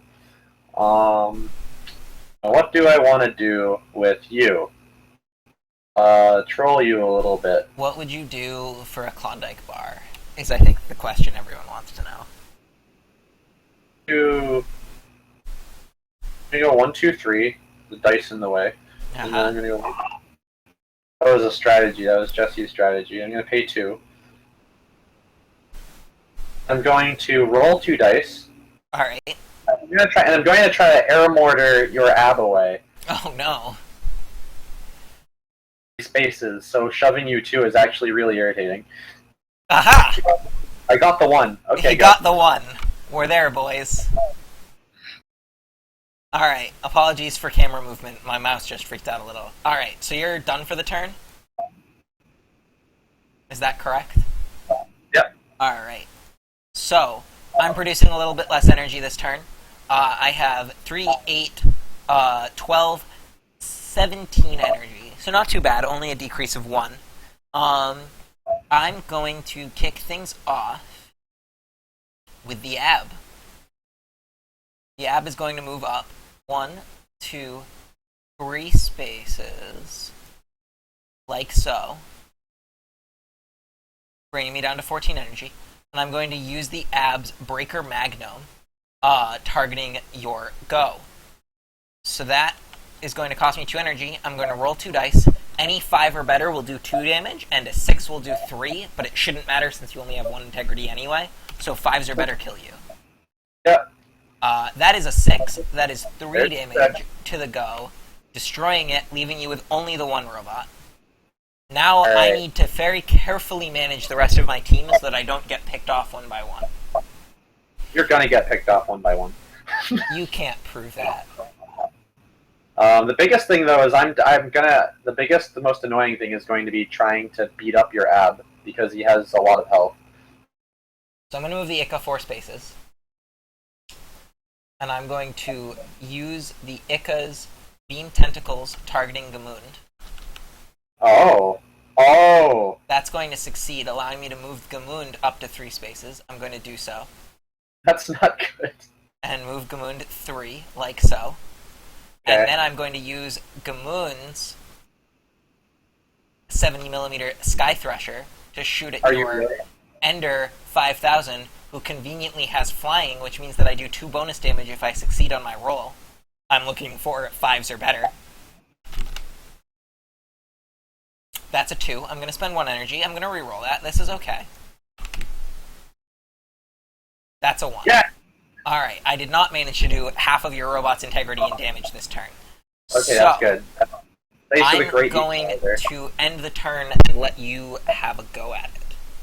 Alright, so I have 8 energy. That means I can move for 5 and shoot for 3. Correct. So, 1, 2, 3... 1, 2, 3, 4. Although then you will not have the reroll if you do that. So you can move 4. That's I won't? fine. I'll move 4, and then I'll have the reroll. Yes. Okay. So I start at 8, move 4. I'm going to pay 3 energy. I'm going to shoot you with my laser. I'm going to take out Ica because it's done quite enough. Oh no, Ica's down. Alright. Significant You have damage. finally destroyed the Ica. And then I have 1 energy left, but nothing to do with it, so go. Alright. So now I have to play very carefully. So I am producing 14 energy. I am going to kick things off with the ab. I'm going to move 1, 2, 3 spaces, like so. Dropping me to 11 energy. I do not currently have line of sight with Gamund, because the line of sight is here. So you're pretty safely out of that range. So I'm also going to move the Gamund up 1, 2, 3 spaces, like so. And that's going to cost me 3 more energy. Then I'm going to validate some information for myself, and I am going to move the SSM 1 space. And that's going to end my turn. Go ahead. Alright, let's see. I'm reminiscing on our PAX East panel about robots because it degenerated into talking about G Gundam for an hour, and it was actually the best. Let's see here. Breeze, what was that robot game you saw at Gen Con last year that was like the augmented reality stuff? Yeah, that's GKR. I don't know if they actually talked about the augmented. Like, I know they did the Kickstarter with the fancy miniatures. I have no idea if they talked about the AR stuff in the Kickstarter proper. Maybe they realized it was like a giant scope creep. Too far gone. I think they Those are some pretty nice miniatures, though. Maybe they realized that having $500 miniatures was good enough, and that they didn't need a digital game attached to it. But then again, they might have also. I didn't really look at their Kickstarter a lot. I just noticed that it made $5 quadrillion. Let's see. I'm gonna shoot. Okay, so now I'm going. All right, so judgment time. I'm going to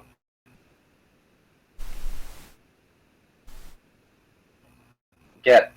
Now my challenge this turn is I need to get out of Gamund's range because Gamund is bad. Which is essentially impossible because Gamund has a range of 10. I can try to move behind this wall, but then I can't shoot your S guy, I'm pretty sure. Correct. If I go right here, can I shoot your guy? Nope. There is definitely a wall very carefully positioned there. Oh, really? Yes. I wonder how that got there. I guess I could go like this. I think I have an idea. 1, 2, 3, 4. 1, 2, 3, 4. And that means you could push me, and I can maybe take like a damage next turn if I collide with the wall. But you can't shoot me with your gun, and that's the concerning thing. The thing that you're trying to avoid here is me shooting you with my gun. Good to know. All right. So I think I just moved. 4 spaces. I have 3 energy left. And so using level 3 robot on its own is a really interesting exercise in conserving your energy. And also in positioning so that you don't just get exploded. A lot of the level 3 robots are actually designed this way so that they are functional and powerful on their own, but also they really benefit from having other robots on the board. Yeah. But that's why they're like kind of in the middle of the hierarchy. They're simultaneously good to work with others and independent. Whereas like level 4s and 5s are like, this guy can handle himself. And level 1s and 2s are like, yeah, we definitely need allies. Alright. Roll! What I need there? 4s? Yeah. Great thing. I can reroll 1 though. Come on, give me it. Less than a 4. Oh no. He got the first 4. So there's your missile guy.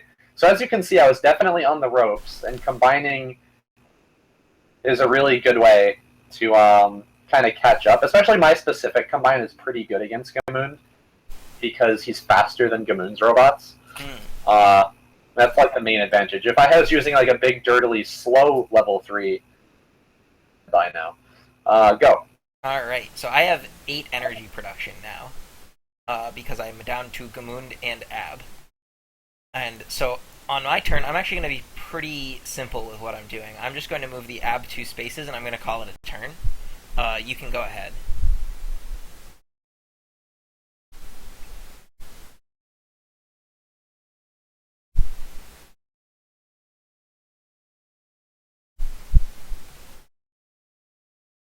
Breeze? What's up? It is your turn. I have moved my Ab 2 spaces, and that is all. Oh, okay, yeah. So you're just trying to. So we're just playing Ring Around the Rosie. Okay, good. Well, I'm forcing you to come to me a little bit here. Yeah, that's true. Let's see if I can go 1, 2, 3, 4. There's like a really interesting conversation going on in the chat. Let's see. So where am I?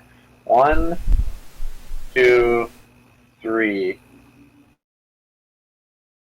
Yeah, 1, 2, 3, 4, 5. Alright. Seems good. Yeah, I'm right on the line of sight where I can hit you. So you have moved. I have to like pay 5 to get there, so I won't have a reroll this turn. Yep. Let's try to chew down. So I'm gonna try to go after Jesse's combined robot because if I destroy Gamoon, he can still continue. But if I destroy the combined robot, he can't because he won't be able to make more than 5 energy, which is one of the things that you have to do unless you lose.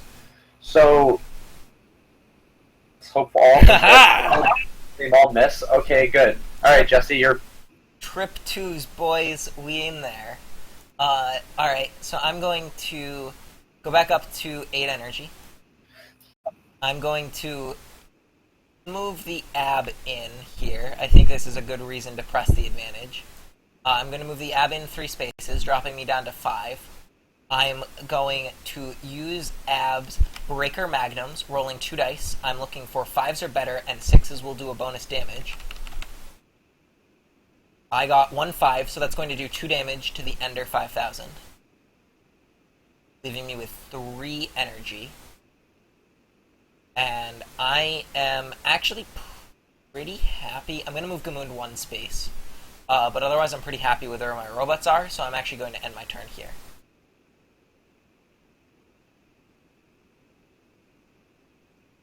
see. All right, let's go.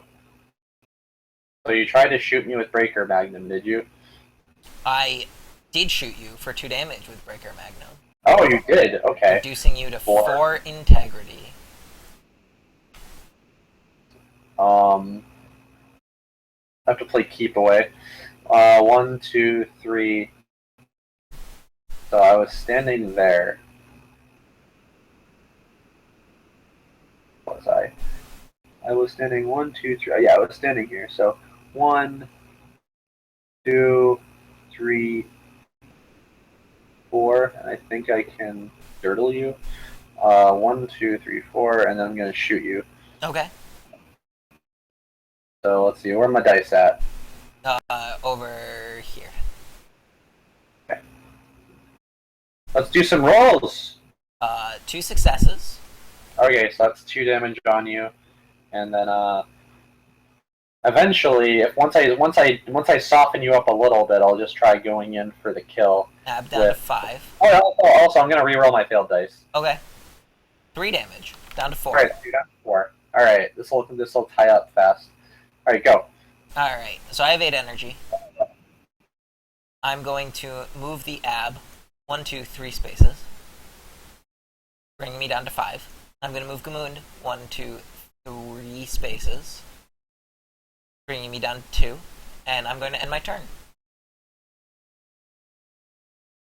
Alright, let's see here. Do similar thing. 1, 2. Oh, this is actually interesting what Jesse did here, because now in order to shoot the ab, I'm going to be putting myself in line of sight of Gamoon's gun. Aha! I've been found out. That's actually, you little... Yeah, okay, sure. 1, 2... Nope. Yes? Yes, I'm on the line of sight. Alright. Exactly on the line of sight there. 3. Okay, so I'll just, put more distance. And then, so 1, 2, 3, go down to 5. Roll dice, shoot face, roll. 1 success. Success, and let's see if I can re-roll the 3. Nope. That wasn't a roll, that was me clicking it. Oh, okay, that did even worse. Okay, sure, so you're down to, what, 3? Down to 3 integrity. Okay, go for it. Alrighty. This is actually gonna be quicker than it should be. If you hit me with that Gamoon gun, I'm down to 1. And then all of a sudden we're gonna be a thing where I'm like, oh, I'm at 1 health and I have to shoot you. But I can't shoot you from there with Gamoon. So, Yeah, boy. let's see. So I think Push your robot into a wall. that sounds like a bad idea. I think instead of doing what you just suggested, I'm going to use the scrap combine ability in order to combine my AB 1000 with my deceased, defunct, what have you, SSM 400. It's going to cost me a full 8 energy to do it, but I'm going to be able to create right here live in front of our audience the all-powerful Get Some, who will come in completely fresh. I'm not going to use his combined abilities because I don't think that there is a reason to, and so instead I'm just going to pass the turn to you. Wait. See here. I am still on the line. Oh, yeah, okay, so yeah, I can still shoot you. Pretty fair, because I was on the line of sight, and now you are slightly to the right, so I am better at shooting you now. So, wait, what did you just do? You're Get Something, aren't you? I leveraged the power of scrap combining, using my once per game ability to combine with a destroyed robot in order to go up from the AB to the Get Some. Okay, quality, good talk. So now I also have a level 3 robot. Okay, so legit. I guess my answer to that is to shoot you. Alright, do it. Then, so that's 2 damage. Just a bigger target for me to hit. 2 damage. Alright, so 2 damage. You're down to 6. Down to 6. Alright. If I had a level 4 to combine my AES with to make a G-type, that would be great. But I do not. Go. Oh, I apparently hit something. Hold on one sec. Let's see. So this is interesting. So yeah, scrap combining is a cool ability. I could do it too, but I made a tactical error early on in the game by combining my arc with my ender. Because then I locked myself out of my commander's AG type.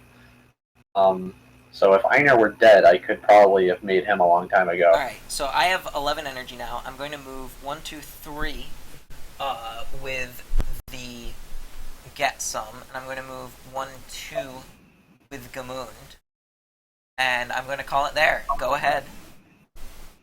This is... Say, for people in chat, we are $60 off from the next stretch goal. We are very much indeed. 60 away from the next stretch goal. We can totally do it, guys. I believe in you. Get the word out. This game is awesome. That's like one person backing for a copy at standard and somebody else putting like $10 in. Jesse is completely unbiased and he calls the game awesome. Just say. I am if an someone objective... from Europe backs the game standard, I shot you for 1 damage, so you're down to 5. I'm down to 5 integrity. Yep. Go. Alrighty. So, I have 11 energy. I'm going to kick things off with some Gamund firing action. This is not going to bode well for me. Gamund is going to roll 1 die. I need a 5 or better. That's a 3. I'm going to spend 1 energy to reroll. Because steady fire. That's a 4. Still no damage. Okay, good. Alright, you're alive for now. However, I'm going to use the Getter Winch Hook from my Get Some, targeting your Ender 5000. And as we went over earlier, the Get Some can pull guys in and push them away. So, I'm going to use the Getter Winch Hook. I'm looking for no ones, and I succeeded that. So that's going to pull you in 5 spaces. Oh. Leaving me with 5 might be the end for Senior Riga. You have 4 integrity on your robot, and conveniently the Great Left Hook deals 4 damage. So I'm going to use my Overload ability in order to activate the Great Left Hook, targeting your Ender 5000. It's going to cost me 4 energy, leaving me with 1, so I can use reroll 1. And Okay. I am going to need no ones. Good. We got a 1. I'm going to spend an energy. I'm going to reroll. I have a 1 in 6 chance of not winning the game here. That is going to do 4 damage to your Ender, shove it back 4 spaces, and it is going to explode in a blaze of fiery glory. And the Get Some alongside Gamund will be victorious this game. Yeah, so I totally just blew up, and Jesse wins via annihilation. I have destroyed all of my opponent's robots, and I am victorious. Gamund has once again held his front and kept off the menace of Einar and his ragtag band of rebels. So despite the fact that I created this game, I just like to point out that Jesse is way better at it than I am. Hey Jesse, can I swap off with you and Face Freeze real quick? I have no problem with that. Yeah, sure. We'll do one more game, and I'll see if I can do. I'm gonna do things a little bit differently this time. I showed off my level 3 this game. Yeah, so, we both got to play a little bit with a level 3, show off some of that raw power, which was great. Yeah. I'll do some goofy stuff. Yeah, hopefully we can show off some of the other things. What's really cool about this game, and what you'll hopefully see here, is that even when people are playing the exact same teams, they'll often play them in very different ways and play to different strengths and weaknesses. Whoa, who said I was playing the exact same team? Oh no. Are you changing things? We're correct. We have sideboards, don't we? Things might be changing. That useful form. Are you adding SAR? Okay, yeah, you're adding SAR. Alright, so let's talk really quickly about that robot that Kettle just added to his team. So there's a couple important please things. Let me. This is one of my favorites. There's a couple important things that just happened here. First off, Aegis is a game where you build a team of 5 combining robots. And so, at its base level, all you need is 5 robots to play, and potentially some combines if you want to use them. However, we have rules in place for if you want to play a little bit more seriously, a little bit more competitively, both for best 2 out of 3 as a format, and with this thing called the sideboard that you can use. So, in a competitive game, how that would work is that you would each have 7 robots to play with, you would show them to your opponent, and each of you would pick 2 of your own robots you aren't playing with, and put them aside, so you wouldn't use them for that game. And you can swap out in between each of the 3 games that you play if you're playing a best of 3. However, since this is more of a demo, we're just trying to show things off. Basically, when we swap out between presenters, when we play new games, we'll let people switch out into some of their sideboard options. So that's what Kel just did right here. So what he did... So I'm going to talk about the robot I swapped in real quick. Well, real quick, I just want to address that the Get 100 was the robot that you took out, which also limits your ability to combine into a level 3, so you actually no longer have access to the Get Some. I do not. And so, alright, so now I'm going to let you talk about the SAR. Let me talk about the SOAR 100, because I love this card. So, SOAR robots are really unique in that they have pretty decent integrity for S-type, but they have 0 movement. They are just turrets. Literally nailed into the ground. So, they have really long range attacks. In this case, I've got the railgun there, which is more of a mortar. It's an arcing aimed shot with a bit of radius at the end, and does pretty good damage. Now, my favorite part about this, though, is the Wild Arms boost. This is a very long-range 1 damage buff that I can give to any of my robots.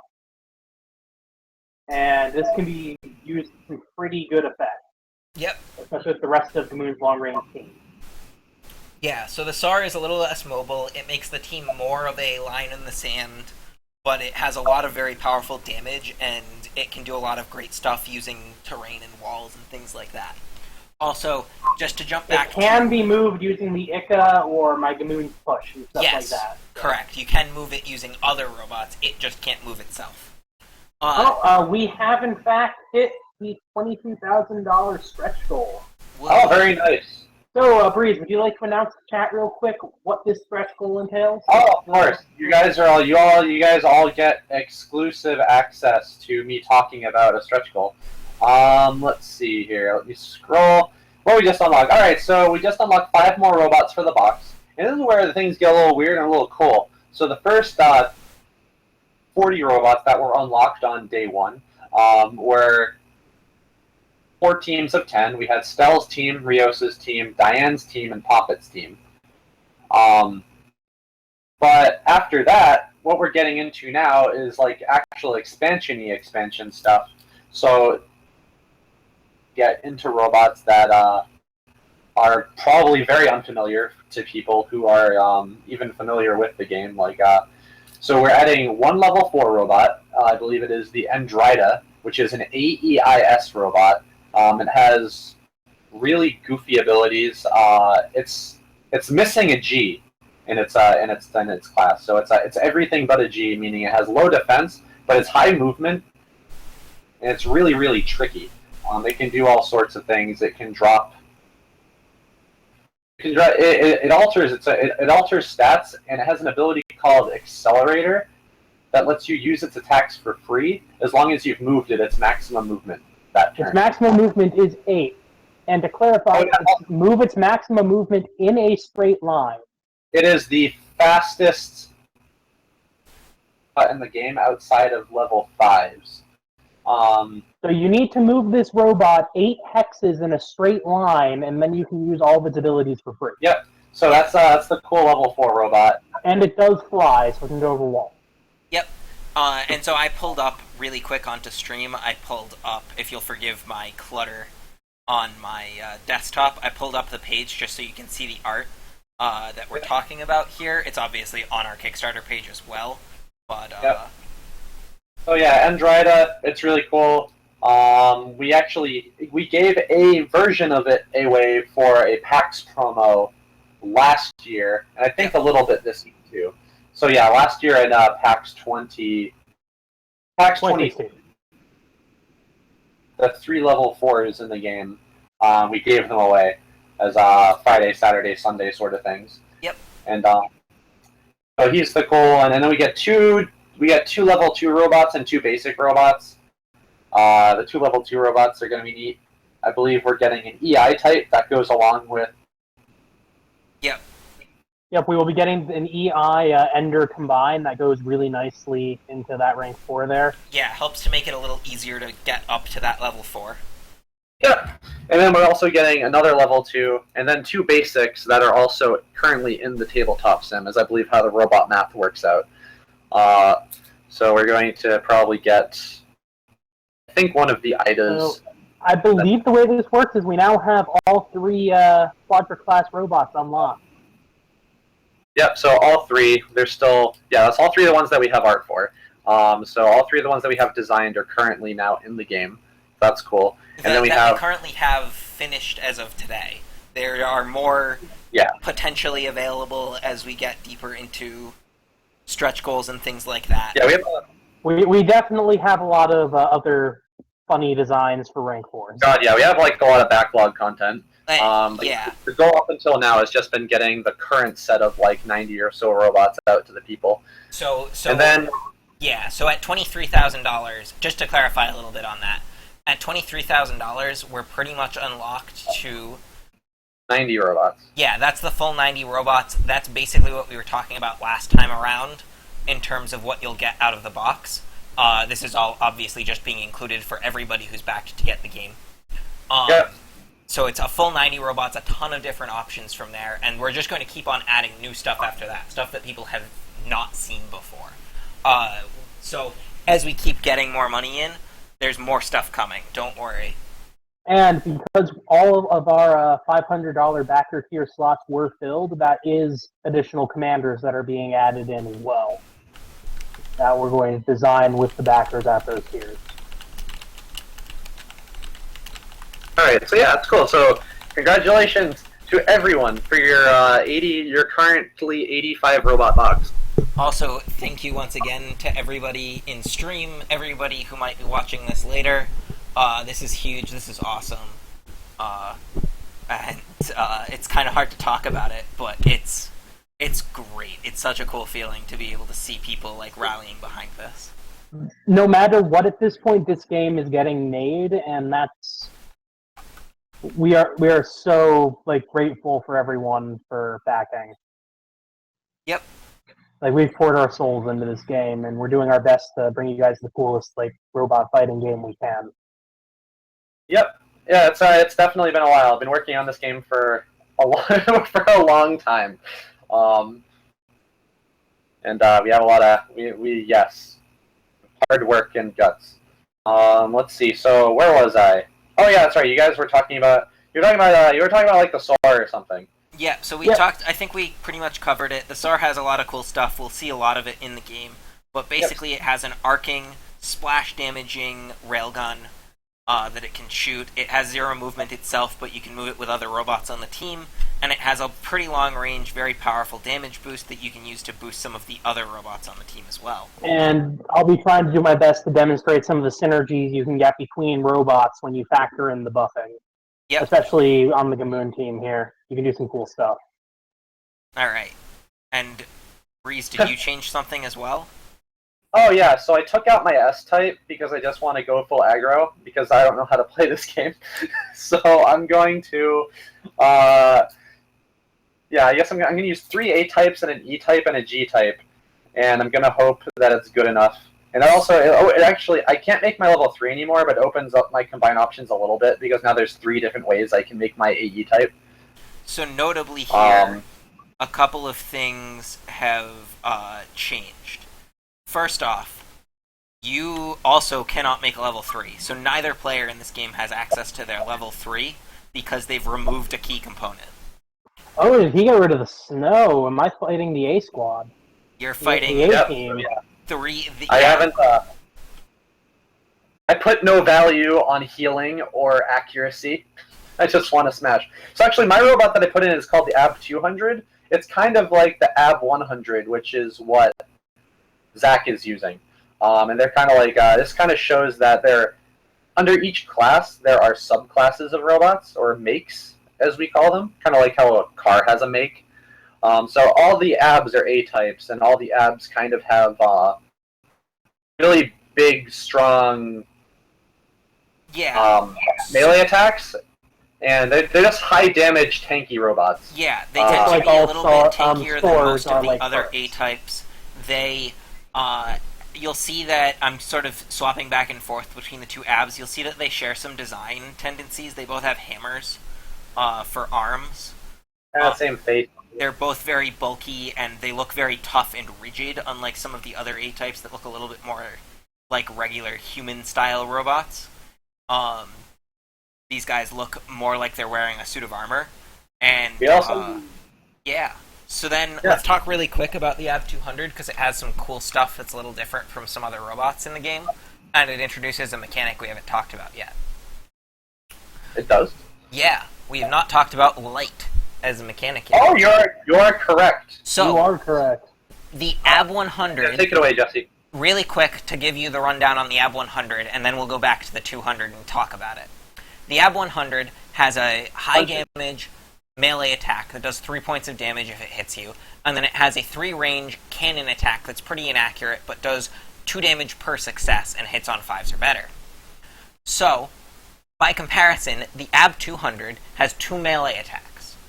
Its first attack is more accurate than the AB 100s. It only and it's cheaper to use. It only costs 2 energy to use. It hits on 2s or better, so it's just a more accurate version of the other action.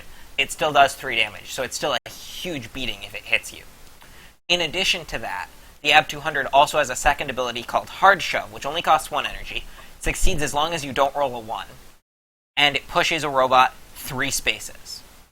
Now, alright, that's pretty cool. I can either punch somebody for a bunch of damage, or I can push them away using this robot, depending on what I want to do. However, there's one more cool thing about this robot, which is that ability Light right there on Hard Shove. So what Light does is it basically lets you use the action, and it won't count as using an action for your turn. So once per turn you can use Hard Shove, and you can still continue to use your single pile driver, or something else like that. So it basically just lets you get extra value out. So you could move him in between 2 guys, punch one of them, push the other one away, or punch the same guy and then push them away. There's a lot of different options you have for that. But what's really cool about it is that you can use both of those actions and move the robot. So you can just get a lot of different value out of it. Yep. And So yeah, yeah, he's versatile, he's strong, and he will. The 3 damage melee attack will help me kind of chew through some of the tougher robots. Though I guess Kettle isn't using any of the tougher robots. He took off one of the tougher robots. So he has 2 robots that have like high integrity-ish, but then these other robots are made of glass. what's really interesting here is that the ab itself, if it can get in range, has 3 damage, which is enough to destroy any of the I or S types on Kettle's team. Which is Yeah, so I'm gonna see if I can. I'm interesting. gonna one-shot everybody. You certainly are going to have a hard time getting through his defenses, but if you do, it could have some pretty big payoff. All right. Yeah, so there's I definitely lost. a big switch up from the game last time. Yep. So All right, so I lost last time, so I'm going to do this, and I'm going to actually. Yeah, let's see. How far does my guy push? He shoves for 2, I believe. He shoves for 3. Very nice. So that means that's actually where the setup in the start zone becomes significant. Is when you have pushers, and then you can kind of figure out what's your opening play, and like sometimes that can happen with like buffs and other stuff. Yeah. It's like. Or if you're trying to combine very early in the game, it sometimes matters what position some of your robots are in very early on because of that. Yep. So my turn to set up? Yep. Set up, you can pick your guys up. Azrael, it feels great. Like, the amount of support we got this time around is just staggering. Yeah, it's honestly amazing. We were really happy last time we went to Kickstarter, honestly, with the amount that we raised in just one day, and it was completely blown away this time around. This is... We made... for reference, we made more in the first hour or 2 than we made in the whole first day last year. Yep. And we thought we did good last time. so it's very awesome.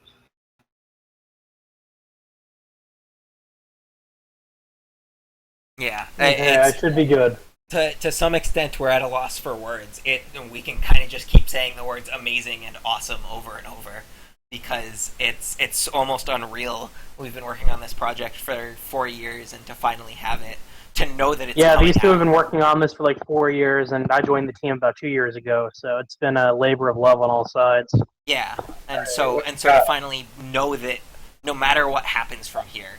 And obviously, we're going to keep trying to knock it out of the park. There's a ton of awesome stuff that we want to keep unlocking from here. We are by no means are we done, but it is so amazing to know that no matter what happens from here, the game is funded. We're going to send it out to hundreds of people who are interested in it and get the word out, get people playing this game and loving it. And that is so cool. Be able to make a new production copy with all these nice assets we've been accruing. Yeah. That's what I'm really excited about.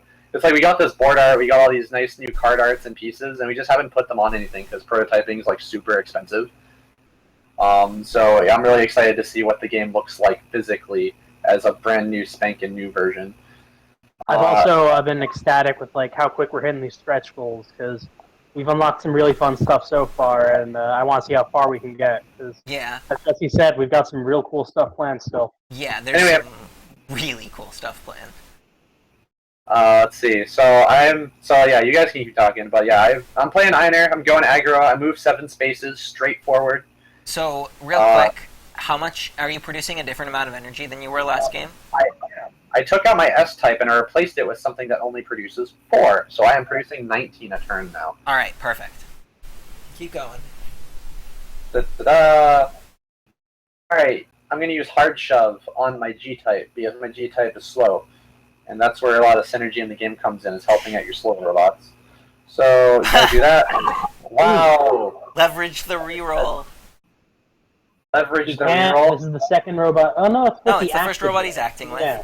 He can first that. Right, he didn't do anything with Einer. Yeah. Yeah, sure. sure. I'm still recovering from dealing with some hard drive problems. Yeah. So 1, 2, 3. Damn, first pilot coming in. Yeah, wow. 1, 2, 3. So because it's a light action, I can actually move him after I do that, and that's why light actions are cool. They kind of can just come before or after you move or whatever. So then I can move him his 1, 2, 3, 4, 5 spaces. Then I will move these 2 So actually, I moved down. So I went down to 12, went down to 1 with the hard push, went down to 1 with the reroll, and then I moved him for 5, so now I'm down to 5. These guys, 1, 2, and then Leveraging the power of Tabletop Simulator to move multiple robots. Usually, Tabletop Simulator is actually like advantageous sometimes. Makes it easy to move robots together. So I am done. I have 0 energy. that is the way I want them to be separated, and let's go. All right. So it is Kettle's turn. Hopefully. Just a sec. Okay, let's see. I have 20 starting energy because I swapped on another S-type in place of a G-type. So that's always fun.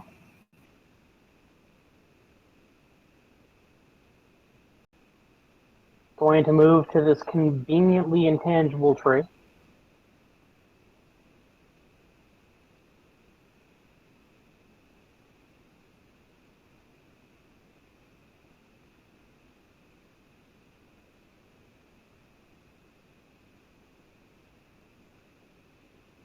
Alright. Nice. Ika's moving on up. Alright. Are you doing anything with the Ika, or are you just moving it? I am going to use Ika's Beam Tentacle on the Soar. Alright. So you're going to spend 3 energy, you're going to roll 3 dice. 3 energy and 3 dice. You're looking for no 1s? Yep, and I do not get a reroll because I moved the Ika. Correct.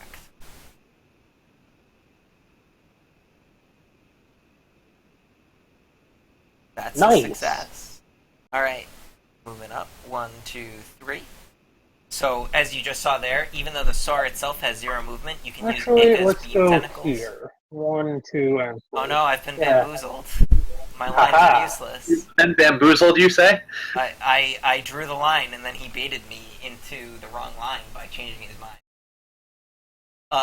So anyway, as you can see there, even though the SAR had 0 movement, Ika was able to use its Beam Tentacles to pick it up and move it over 3 spaces. So that's a very powerful synergy right there. Aha. So I think, college administrator. Am I correct that you're all set with your turn, Kettle? I think I am. There's nothing more I can do this turn. Alright. Cool. So it is Breeze's turn again. He goes back up to his starting 19 energy. Alright. So going back up to 19. Let's see, which way is Gamoon going this game? Over to the right. Of course he is. It's always the same way that my blue robot's going. Then the rest of the guys appear to be over there, but that can probably change very quickly. So I'm going to go 1, 4, 5, 6, 7. Just cover. Just going to like cover the board. The designer can just sprint across. And then 1, 2, 3. Oh god, that line. 9. Then 1, 2. This guy. Another 2 spaces. And then I'm going to try to use a hard shove. Alright. I think we should rename hard shove because I don't know if it can be hard if it's also light.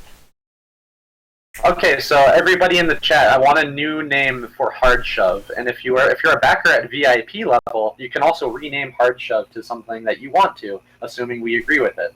So assuming obviously we're going to have final say on if it gets into the game, but you could choose to rename hard shove if you wanted. That being said, we'll happily take suggestions. So, alright, so something interesting just happened here, and I just want to call it out really quick.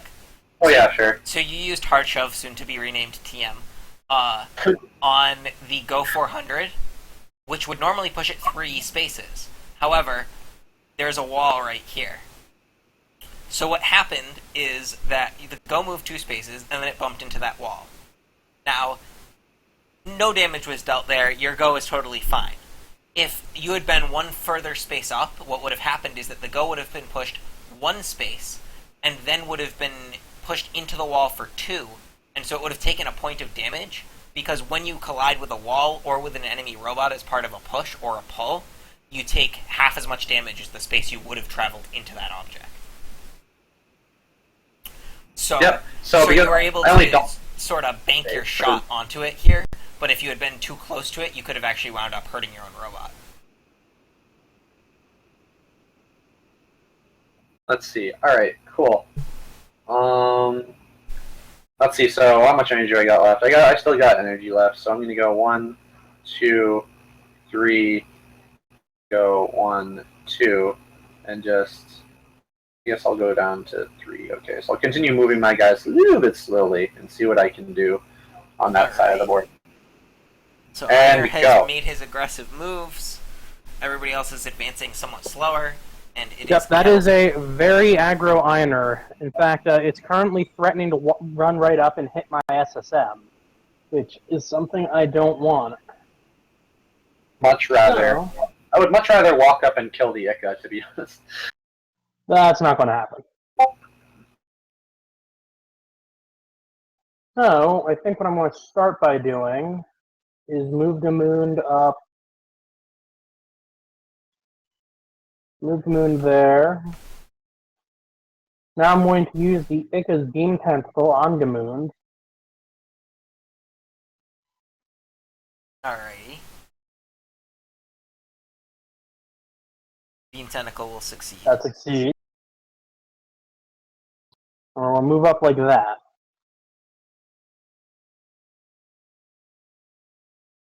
Alright. Interesting.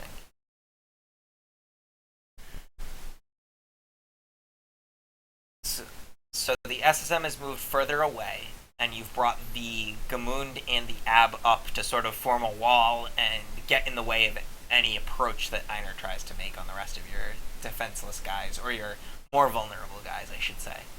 Yep, and Breeze made a pretty big mistake counting, because he is in range of the Soar's attack, with Einar behind that wall there. And since the Soar 100 attack has arcing, that means I can fire over the cover. What's Soar's range? 8. So I am. Interesting. Here comes the shot. So, that is another 3 energy. You're looking for no ones. No ones.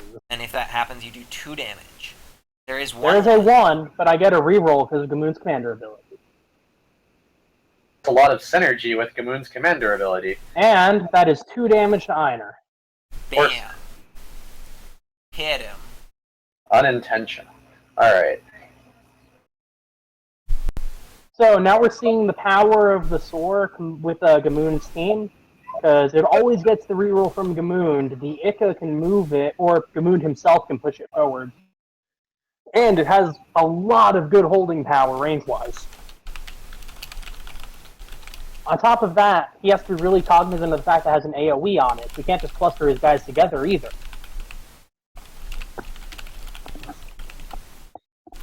Anyway, I believe that will be my turn. Let's see here. Alright, cool. Let's see. So you shot me with stuff. I don't like being shot with stuff. However, since I already committed to the whole I don't have a healer thing, so I'm gonna go for... There's no way for you to get in range of either my Ica or my SSM with Einar. Don't care. Doing it anyway. Gonna go aggro. I'm gonna leverage scrap combining this game. You're going 2, 3. incredibly aggro. So I go 1, 2, 3, 4, and I go down to 15. Because this is what people trying to punch the punch bot. See, son. So I'm gonna go 4 in. I'm gonna pay 2. I think he's trying to punch the punch bot. Wow. I can deal like 4 damage to your ad. My punch is better than your punch. That's 1 hit. That's still one hit. Okay, never mind. 2 damage, Joe. Damage, that's 3, so I'm actually down to... What am I down? So I was 7 total, so I'm down to 12. You know Gamoon's just going to push you off the board, right? Yeah, probably, but you could also kill me with Ab's punch, so I kind of expected to die, unless you miss both of your attacks next turn, which would be grand. Yes, but I have options, is what I'm saying. Yeah, So the abs punch gets a reroll. 3. Could technically roll 6 ones. It's only almost impossible. I mean, that only happens to me when I'm playing stealth. There was one time at one of the PAX East where someone fired a 6 dice attack, and all of the dice landed on 6s. It was like a quantum impossibility. Yeah, it's only 2.14 e to the negative 5 to roll 6. Oh my god. No big deal.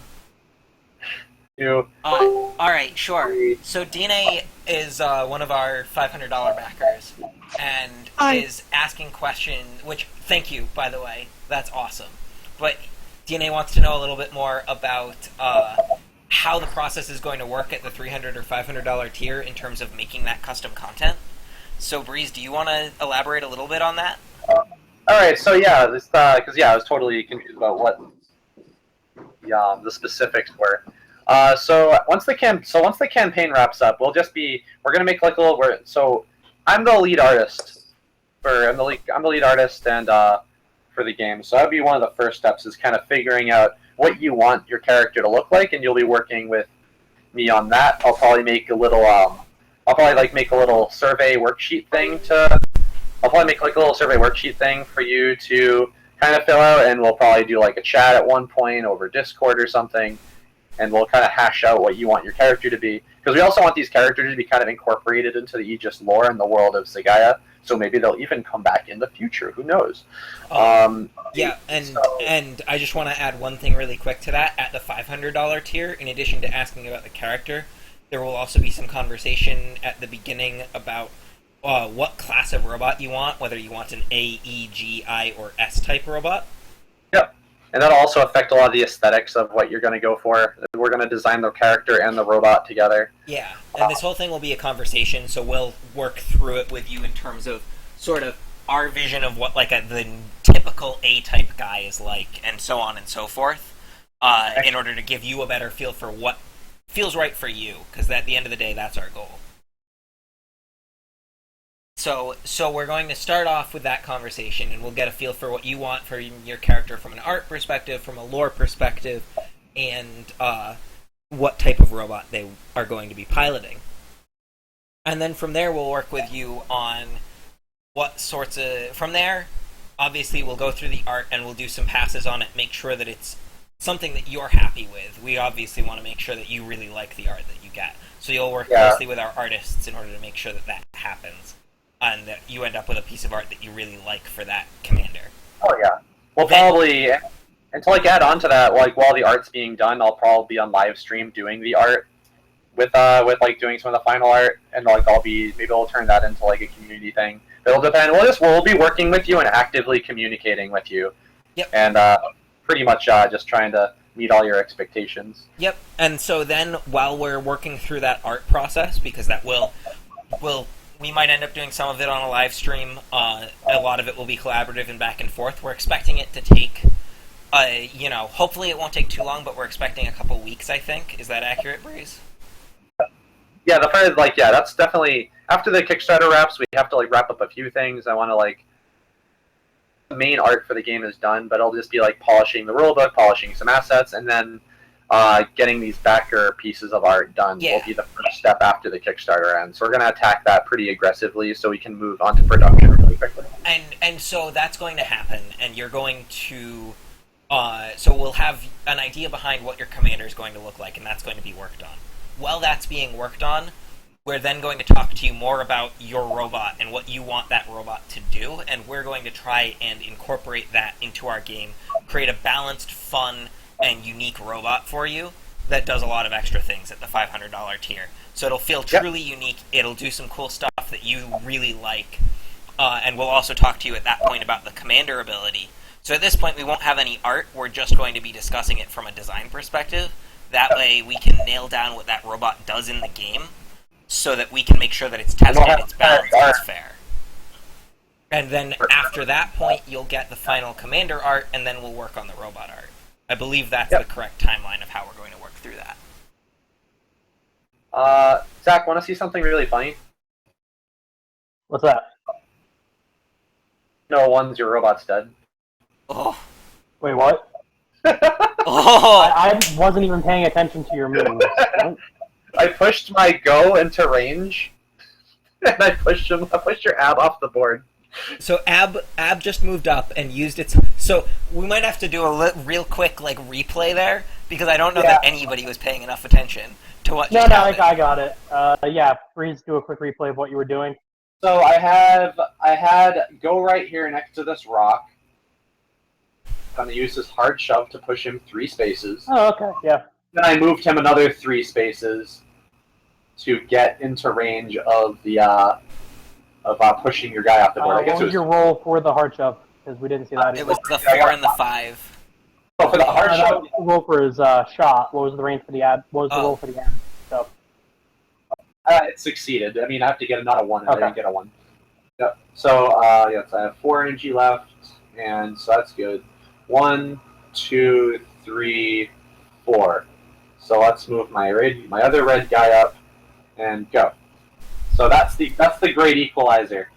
I was probably going to die next turn. I still probably will die next turn, but now we're going to be 1 for 1. And so just to clarify real quick for the audience, you didn't have that plan until midway through that turn, is that right? You sort of thought that up on the fly? I completely planned that. Oh yeah. Actually, no. I went and pushed my go up, and then I actually noticed that the go was within range of the of Zach's robot, and I'm like, oh. Okay. Yeah, so, fair enough. Great. Live in the present a lot, so that's why I'm the best at strategy games. Go. So I'm done. Okay. Well. Guess that means I have to try and do something fancy, doesn't it?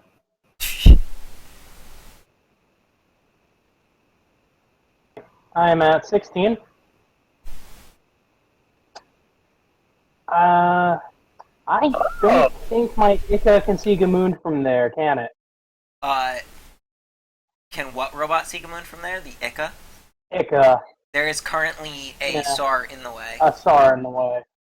And I can't move that SAR, so I'll move Ika up 1. So Bill, because both of them Gamoon. So yeah, are you killing my Gamoon yet? Your Gamoon? No, are you killing me with Gamoon yet? I guess is the question. So Gamoon is getting moved up. Whoa. What? What are you doing? 1, 2, 3. And Gamoon is now going to attempt to shove your go off the board.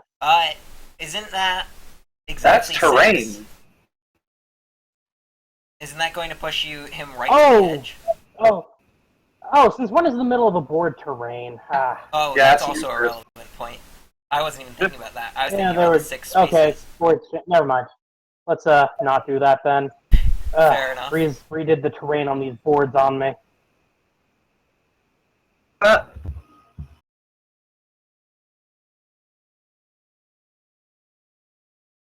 Alright.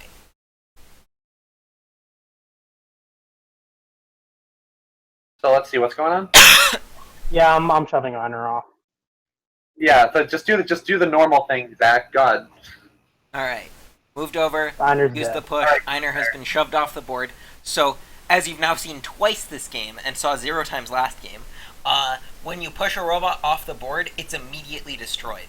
So, pushes can be really powerful when you're playing around the edges like this, and both players have now lost a robot to the power of the push. Yep. Alright, so let's see here. Yeah, what else you got? I think my go is my go in range of your SAR? Probably. Yeah, most definitely. Yep. So the question is, though, how shenanigansy do I want to get?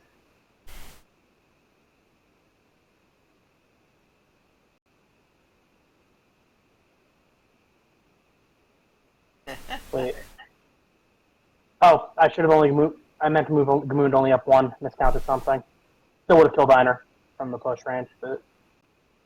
Keep getting bamboozled by... I'm sorry! Miscounted something.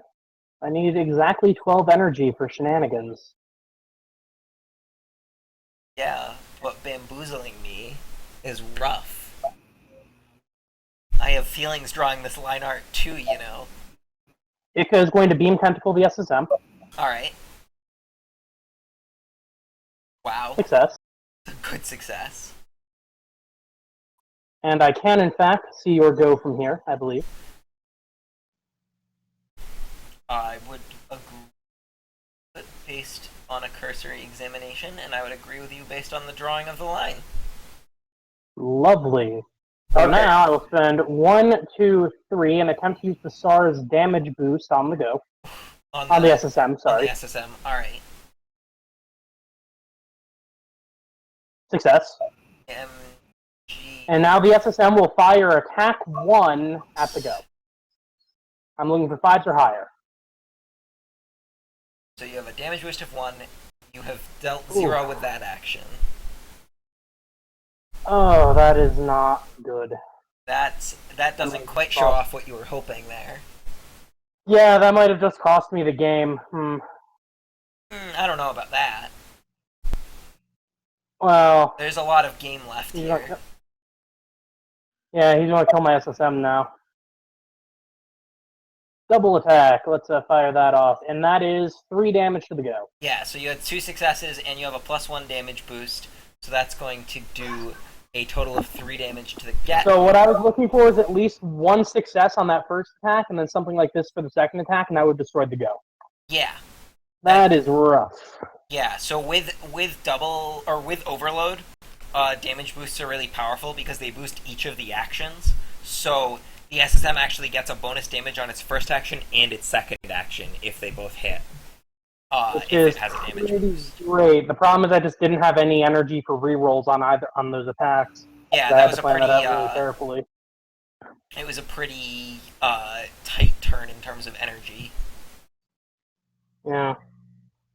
Alright. Well, he might choose to not kill my SSM and instead be in more advantageous position, so we shall see. Can he even get to your SSM from here? I don't see how. What? I see how. No, I can't. How? I mean, I think I know how to. I don't think. I mean, I'll probably scrap combine and maybe I'll get to the SSM somehow. But it's the chances of me doing that. I mean, you could Let's scrap see. combine. So I'm but it's doing. Still not. So one of my guys died. My main You've guy lost actually. 14 now. Yes. All right. Let's see here. 1, 2, 3, 4, 5. Aggro and get in range. Just like go aggro, go hard. So down 9. Then I'm going to. Oh, well, I guess I could shove Gamund off the board if I moved and I did the thing. You can't shove Gamund off the board. That only has push 2, doesn't it? Yeah. Oh yeah. So I totally can't push you off the board. All right. Well, let's see. We're gonna You could just scrap combine. both lost guys, so now we're gonna probably both scrap combine. So why not? So yeah, I'm gonna use the components of my dead Einer and stack it up with my Damage go. and do that. Uh-huh. So I'll bring in your the. energy for that. So you spent 6 energy. Yep, I'll bring 6, so I have to spend 6. So I'm down If you are to at 3. 3, and that means I actually don't have enough move to really and shoot. do much because I moved You my. can move the Einer forward. I can. Or You are backward. correct. Or do I just want to have him sit there so I have energy to? Actually, I won't have energy to retaliate, so it doesn't matter. So I'm just going to keep him so I don't get slammed into a wall. That's probably relevant, but I don't know if I can avoid that. The Gamund push is long. Computer's chug-a-lugging. See. Get some.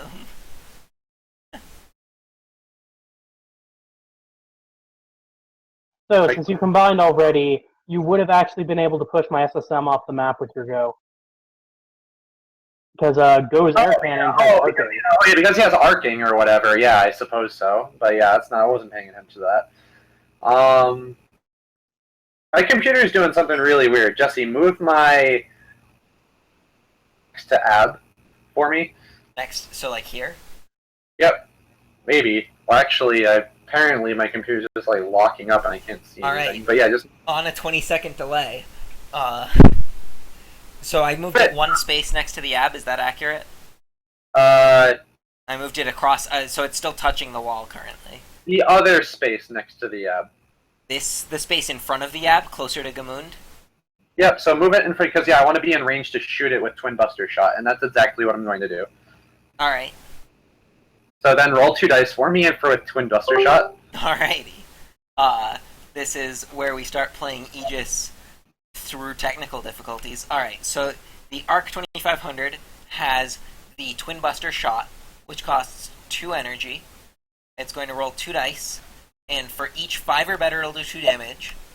So here we go. We got 1 5, so that's going to do 2 damage. 2 damage. To Gamund. I think my computer is just significantly overheating, is the problem. So 2 damage, and I guess I'm going to continue to direct you as my computer is kind of blowing up. So I did 2 damage to Gamund. I moved with my ab already. I am done. Yep, and you're I'm out done. of energy. So it is Kettle's turn.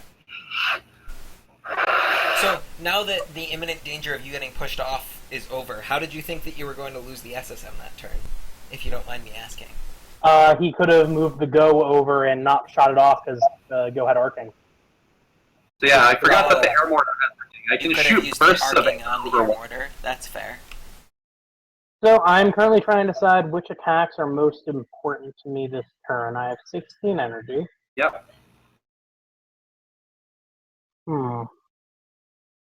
Oh, that could be interesting. Alright, computer's chugging a little bit less, but I think it might just be the fact that I'm overheating a lot and that was destroying my computer. Alright, cool. So you got some energy, you're gonna move your dudes around. Ika moved 1 space. What you got? Ika's using beam Going to use tentacles. Ika on Gamund. Alright, beam tentacling Gamund. Wow. Success. Your Ika rolls have been, like, really high. Gamund is going to attempt to shove the arc into the ab. Oh! I expected you to go around and try to shove him off the board. Success, that is 3 damage to both of them. Okay, so yeah, because we take 1 damage for every 2 spaces we can't move, and that includes other robots that get collided into. Yeah, Star is now going to aim its mortar shot at the ab. Or can hit the ab. From where? Roll 1. Oh. Wait, really? Wow. Success, that is 2 damage to both of them. The ab is dead. So that destroys the ab and reduces Einer to 2 integrity. Oh. Most impressive. Now, the SSM is going to fire at the Einer. Okay, reroll 1. Come on. Aw, 1 damage to the Einer. Okay, so I'm at 1. That was strong. That was a good play. Good turn for Kettle. Yeah. Oh, that makes me sad. Okay, here we go.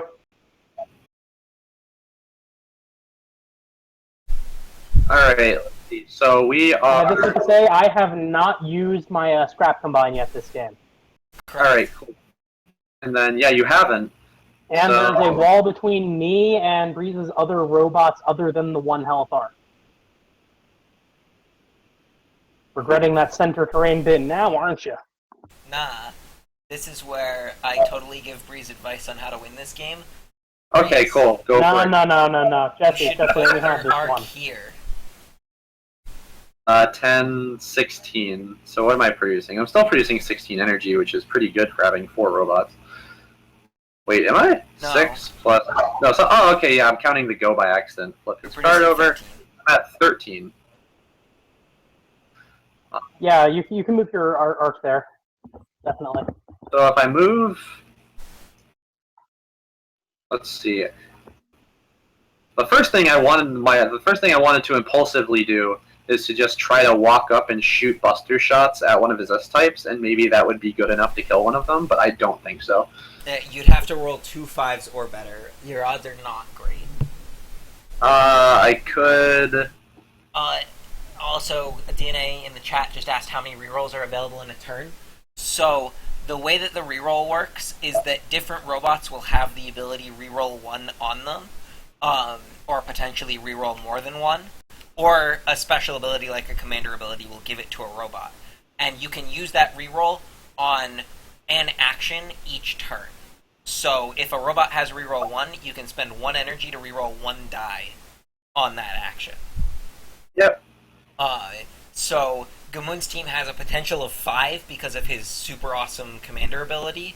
But I can't move if I want to get all 5. Correct. Oh. And then there are some other robots that have it innately, and so they can do a reroll, or potentially 2 rerolls if you have another guy who gives them an extra 1, like Einar's commander ability on top of a robot with reroll 1, gives them 2 rerolls. Okay. I'm almost there.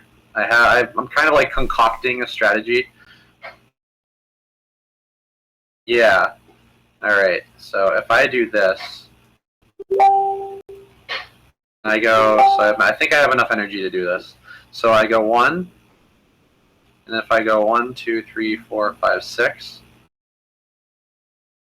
probably not the best choices I'm making, but that's what Aegis is all about. It's all about making really impulsive, ridiculous decisions. Is that totally what it's all about? I thought it was about strategy and tactics. Not really. Strategy and tactics, quote unquote. Not when I play it. So 13, I have 1 space, and then I moved 6 spaces, so I'm down to 6. I'm going to pay 5 and go down to 1. I've given up on doing anything with Einar, I guess. This is a really interesting strategy. I don't know if you win this way, but it is interesting. I guess you can move away and force an answer. Come at me. Are you going to spend your 1 energy on anything? I mean, you might as well force him to do something with this. I go? Yep. Alright. Oh, okay. So what happened there was Breeze combined... I combined into my AE type Ender 1000. I used his Blitz ability, which happens whenever he comes in. So I get to fly 5. I got to fly 7 spaces in a straight line straight over the wall that's protecting all of Kettle's really low integrity guys. Because going to beam tentacle your Ender. Half of which can't move very good. Alright, it goes beam We tentacle. roll 1 on the beam tentacle. Okay. Alright, that works. Now the real question is Kettle going to try, and Kettle's probably just going to shove me off the board here, but we'll see if it actually works. The moon is going to attempt to push the Ender. It is also about kick-ass robots, in addition to being about strategy and doing nonsense. Success, and the Ender gets shoved off the board. Wow. Alright, solid. Thanks, Kettle. You're welcome, Breeze. Happy to help. Now I'm going to spend 3 on the Star and attempt to shoot your Einar. Alright, that's probably game. Yeah, I thought I had... Yes, Einar gets blown up. Good game. I probably just misplayed, the biggest misplay. I went from having 3 functioning robots to 0 functioning robots in 1 turn. And 3 of your opponent's actions. Like, that was just efficient. Okay. That was, that was... I didn't even use the SSM that turn. That was interesting. Okay. That's good. So as you can see here, strategy matters. Strategy matters. I would say that Except Breeze did have that really good play with the go at the beginning. I will give him that. If you would like to win the game, playing to have a good strategy is a great way to do that. If you're playing to have fun and do crazy things, as you can see, not really thinking about it and just doing what looks cool gets you some really cool looking plays that make your opponent go, huh, for a while. But if they have better tactics than you, it's not going to do enough. I'd just like to say, if the Ica tentacle didn't work, I would have just scrap combined with Gamoon, so the AB 1000's detonate ability killed Einer, and then I would have done whatever I needed to deal with the Ender. I probably could have accepted one loss on the next turn, robot-wise.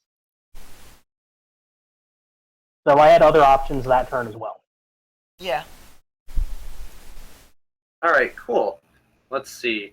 I believe. Let's Yes, see that what was we also were... 3 robots destroyed by being pushed out of bounds in the course of one game, which is pretty cool. Technically, 4 I did not count a duo class as 2 robots.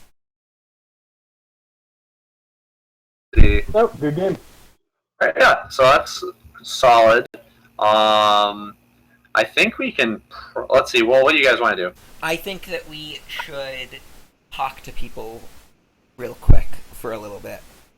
Yeah, I think let's that's talk a good way real to quick. wrap things up. Let's talk to people about the campaign, where we're at, where we're going, so on and so forth. See if anybody has any more questions that we can spend some time talking about in detail, and go from there.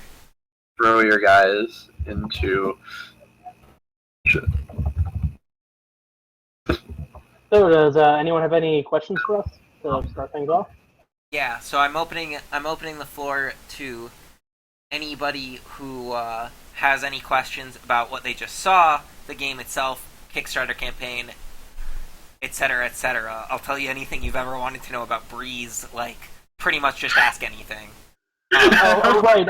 As is custom, Breeze as the loser is allowed to do the table flip for the game. Oh yeah, sure. He's going to destroy his computer. Do we really want him to blue screen out? I'm using the good computer this week, so that's good. Oh, okay. What is going on with the low? I just realized that circle underneath underneath the board. Yeah. I was like, So the way TSIM does wraps the image used for a background is really interesting, and this actually worked better than the banner I originally had for it. Because if you look down, you've got the nice circle. Yeah. So. Notice. So, are we using a pledge manager? Asks Baraifa. We're going. See, we're going to be getting a pledge manager. We're either going to be using Backer Kit or something else. Soon. We're talking to them now. Yeah. So we will be using a pledge manager for the final push with the campaign. Like all the fulfillment and stuff. Yep. How many robots are we trying to fit into this release, factoring in expected stretch goals? We're trying to probably keep it at 100 or less, so we're getting there. But then we're also wouldn't numbers from our manufacturer soon, and we can figure out what the significant cost increases are. But I also don't want to balloon the box's weight a lot because that might be bad. So our expectation right now is that we're actually pretty close to the full box, as it were. There's a lot of extra stuff that we're going to start adding in from there. Like, there's some additional game modes and things like that that we'd like to be able to unlock at some of the higher stretch goals, and some things that I can't really talk about yet. Yep. And, so there is more content coming, but we wanted to make sure that we could get as close to having the full box experience with everything we've built so far as possible, as early as possible. So we're, 2 or 3 stretch goals away from being done with that? Is that accurate? Most of the gameplay content will be in, and that will get us to a very, very large and significant amount of gameplay content. And we'll be going over it piece by piece over the next few weeks. Yeah. Because we learned lessons about failing at a Kickstarter last time, and now we're learning lessons about succeeding with a Kickstarter, and that's also seems to be equally important. But it's pretty cool. So yeah, we'll be going over all the stuff that we've been unlocking, and then we'll also be going over stretch goals from here on after the gameplay content. Yeah, we're gonna work on making the box fireproof and bulletproof and all that stuff. All the components are gonna be super nice. I'm not gonna maybe get to custom stand. I'm not going to go as far as saying that the box will be bulletproof. Please don't shoot the nice box. Also, please don't light the nice box on fire. We're going to make it real nice. But, unless that really enhances the experience for you, in which case, I mean, it's your money. I mean, you're going to make me pretty sad if you, like, shoot the box or light it on fire. But if you really want to, I guess you're welcome to. DNA is asking how many commanders do we think we'll have, factoring in the stretches and the 500 and 300 tiers? So apparently we will have whatever 8 plus a lot is. 8. I think we're gonna have 9 people backing at like some kind of commander level, which is definitely interesting and really awesome. So we got that. So we're going to see if we can put those 5 commanders. We're going to see if we can get them in the box. So that will be, but they won't have associated robots. They'll kind of just be like maybe previews of characters that will return in later expansions or something similar to that. And then the people with commanders, I believe there are 4 of them. So the box will come with 12 commanders, which is actually really ridiculously cool. Yeah. I'm looking forward to doing that and designing. So real quick, just to add a little more detail, we have currently unlocked every single commander in the base game, all 8 of them, and so, or in the base game plus the expansions, all 8 of them, and so that means that along with the extra 4 robots from the people who have pledged at the $500 tier, we're going to have 12 unique commanders spread across the game. So that's going to be amazing. Currently today, we have a lot of flexibility team-wise. Yeah, and it gives you a lot of really unique ways to play, which will be really cool. Each of the commanders sort of puts their own spin on how you play a team, and I think that's one of the coolest things about them. Yep. And luckily we have a lot of kind of different experimental commander abilities we've tried over the last few years that'll probably help us out designing things. We're going to have stuff to draw from there. We have a lot of good ideas. So yeah, 12 playable commanders with robots in the box. Yep. Which will be really neat. Ryfox asks, what are the campaign scenarios being added to the art book going to be like? Is it going to be this person uses this team and the other person uses a different one, or anything different? Let's talk about the scenarios are my design baby at the moment. So the plan is that we will be adding to the art book. We'll be adding these campaign scenarios.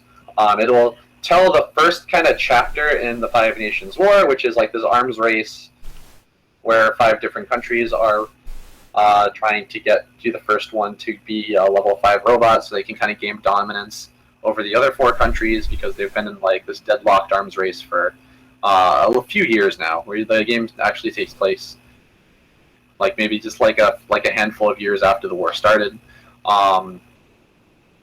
So you're gonna be playing through that and all the conflicts between the commanders at different points in time during the war. And yeah, some of them will be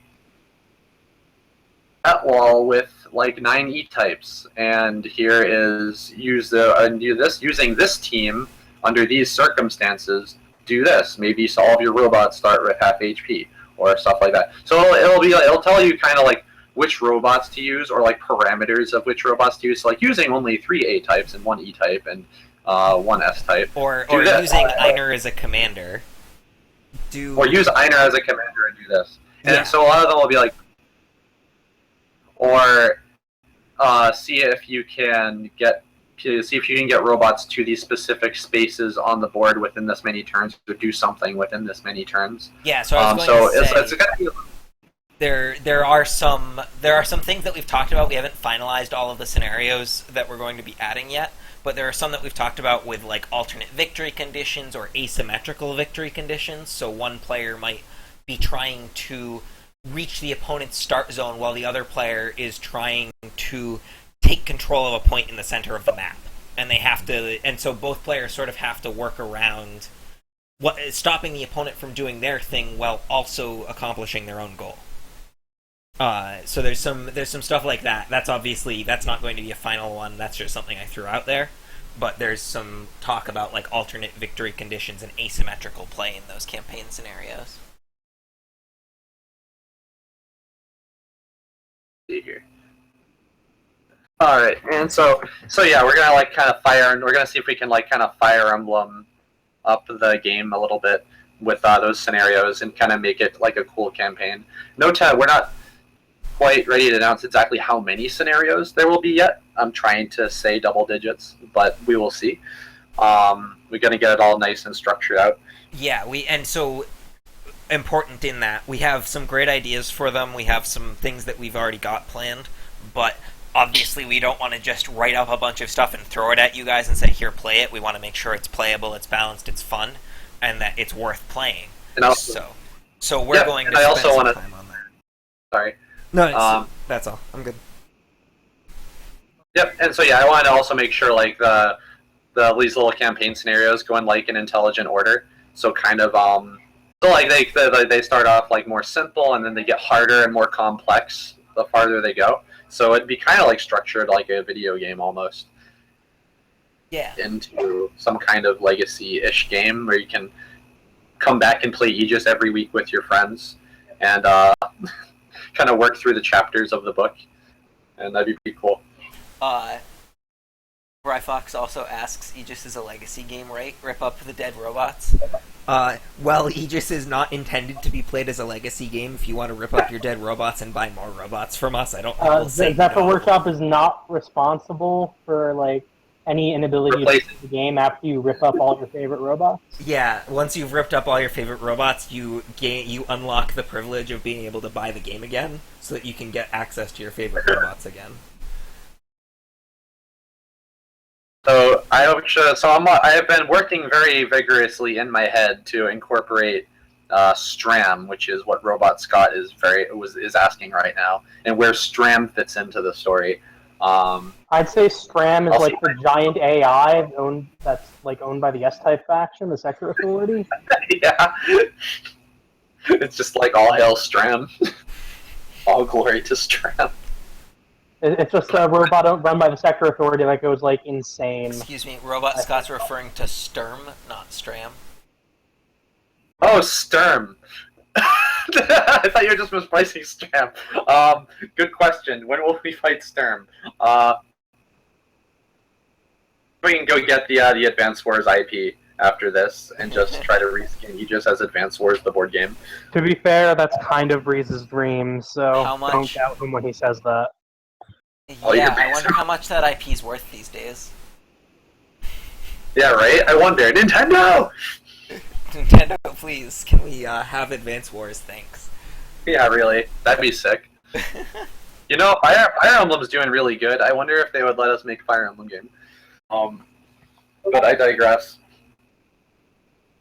So, yeah, gonna see if we can make the campaigns cool. Almost got there with a lot of the gameplay content. That's cool. Yeah. And then like we're doing some planning with deluxe box only stretch goals. One of them is obviously the art book upgrade, because the basic box doesn't come with the art book unless you like add it on or whatever. And other deluxe box only stretch goals will include getting fancied up art for the 6-player board. I know everyone loves the 6-player board. That's going to be great. And we're going to like be adding like scenarios and stuff for the 6-player board, doing specific. We're going to look into doing an art box, an art sleeve for the box. I think that would be pretty neat. And that will also allow us to have a different UPC for the box and let us put different stuff in the deluxe box. Like say if we wanted to upgrade some of the chits, like the tracking tokens, to like wooden or plastic, that's something that's possible with the deluxe box that we're getting numbers on right now. So no confirmation on that yet, but that is the possibility with the deluxe box, is actual pieces. But that will entirely depend on how well we can get the game to do. If we finish at $50,000, $60,000, $70,000, that would be great and will allow us to do many things. Yeah. There's a lot to come in that respect. We're trying to keep some of it still a little bit secret because obviously there's a lot and we don't want to overwhelm people, but we also think it's really cool to be able to keep unlocking new things as we go through. It's definitely interesting. Yeah. So the really fast success and the popularity of the deluxe box threw me a little bit for a loop. So yeah, now we're just like refactoring things around that, and knowing that I was expecting like 90% of people to be at basic and like 10% of people to be at deluxe, and now it's like not that. We're working with that right now. So, DNA asks, how is the 6-player game compared to 2-player? So, the 6-player game is a lot... It's the same core gameplay that you get out of base Aegis, but it's a lot different, and it depends on, in terms of how the games actually play out, and it depends on if you're playing free-for-all, or 2v2v2, or 3v3, on exactly how that'll work out. But as a general rule, the games get really chaotic, and there's a huge frenzy of action that tends to happen. They can take a little bit longer to play just because you have more people who have to make decisions, but it's still probably, if you're playing the game at a good pace, you're talking still well under an hour, I would say, even for a 6-player game. I would say expect a 6-player game. I would expect 90 minutes or so. Sometimes 4-player games can stretch for a bit. I think that I'd expect somewhere between like 60 to 90 minutes for a 6-player game. If everyone knows what they're doing really well, probably on the shorter end of that. Definitely. Yeah, like I think that if you sat down with 6 people who had all played Aegis before, and you said, all right, we're going to play a 6-player game, I think that you could do it in under an hour. Let me put it that way. It also depends how aggro everyone's going. You'll probably always have at least one person doing like the super defensive team. And... Yeah, if you all challenge each other to get it done in under an hour, you could probably do it. If you're just having fun, it'll probably go probably 60 like if all 5 other people try and swarm Breeze at once and then get into a fight in the middle over who gets to kill him, then yeah, that game could be as little as like 30 or 40 minutes potentially. But yeah, 6-player opens the 6-player map opens up not just obviously like quote unquote 6-player. It does open up 3v3 and like 3-way tag team, which is cool. Yeah. I personally really enjoy like 2v2 and 2v2v2 format because I think there's a lot of extra strategy you get when you're working with someone else. But when there's the other teams involved, it can get pretty chaotic. Yeah, I actually, similarly, I really like playing in team games, but I actually think that 3v3 is the coolest one, personally. Just my opinion, and the reason why is because I think it helps you to build out this really well-rounded strategy if you come into it together as a team. With 3 people, you can really play 3 different, like, segments of an army, almost. And so you get this, like, collaboration that gets even stronger when you have 3 people versus just 2 on a team, and I think that that's awesome, and it's a lot of fun to play that way. Mm-hmm. Let's see. I will say some that of the coolest moments we've had in games have been in team matches. Some things get really powerful in multiplayer games, like area of effect abilities. Anything with a radius gets a lot better generally because people tend to clump their robots even more with a lot of opponents. So you can potentially be the person who's hanging out on the side with like AoE attacks, and you can just eliminate like 3 or 4 robots at once, depending on how people clump up near you. So there's some dynamics about like what robots are good in multiplayer versus single player that add some extra depth as well. How does beacon work in a team fight? So the way that beacon works is that it says if an enemy action could target this robot, it has to target this robot. Only enemy action, so it's not. It's we carefully use the word ally and enemy for specifically that reason. So you know your teammate won't be forced to shoot you. That being said, if I had a beacon robot and my teammate had a beacon robot and they were both in range of my opponent, they could choose which one of those beacon robots to shoot at. Yeah, exactly. So it's sort of yeah. So it forces them to shoot at a beacon robot, but it doesn't specify which one if they're in range of multiple. Yep.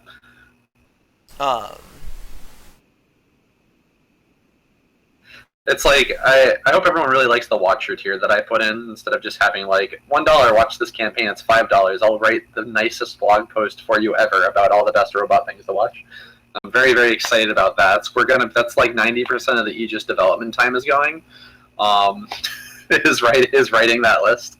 As the designer, he has spent a significant portion of research time watching robot anime. I have a very important Completely a part question of for work. you on the official Zephyr Workshop Top 20 Robot Shows. Is that included in the core box and higher pledges?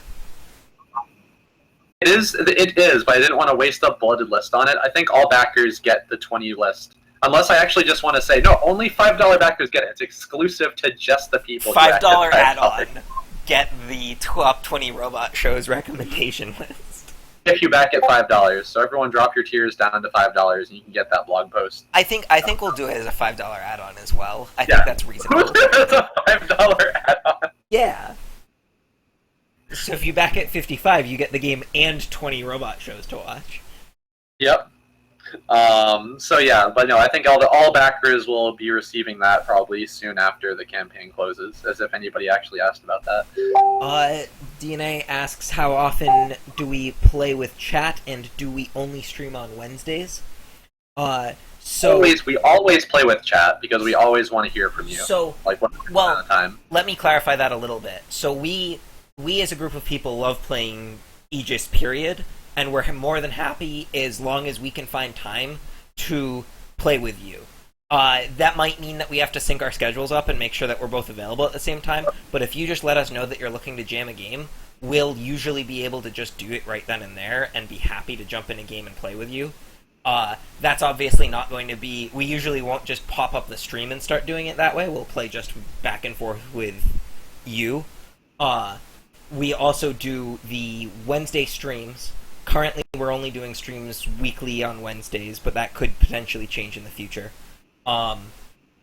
We will... I'd say it's probably once a month or so, but we might change that up. It really depends on how this Kickstarter campaign keeps going. About once a month, we usually do games with viewers, where we'll reach out before the Wednesday stream. Usually about a week in advance, we try to reach out to people and we'll say, hey, we're going to be doing a stream with viewers to play games with chat. Is anybody interested in playing? And we'll grab some interested people, bring them in, play some quick games, and have a blast on stream.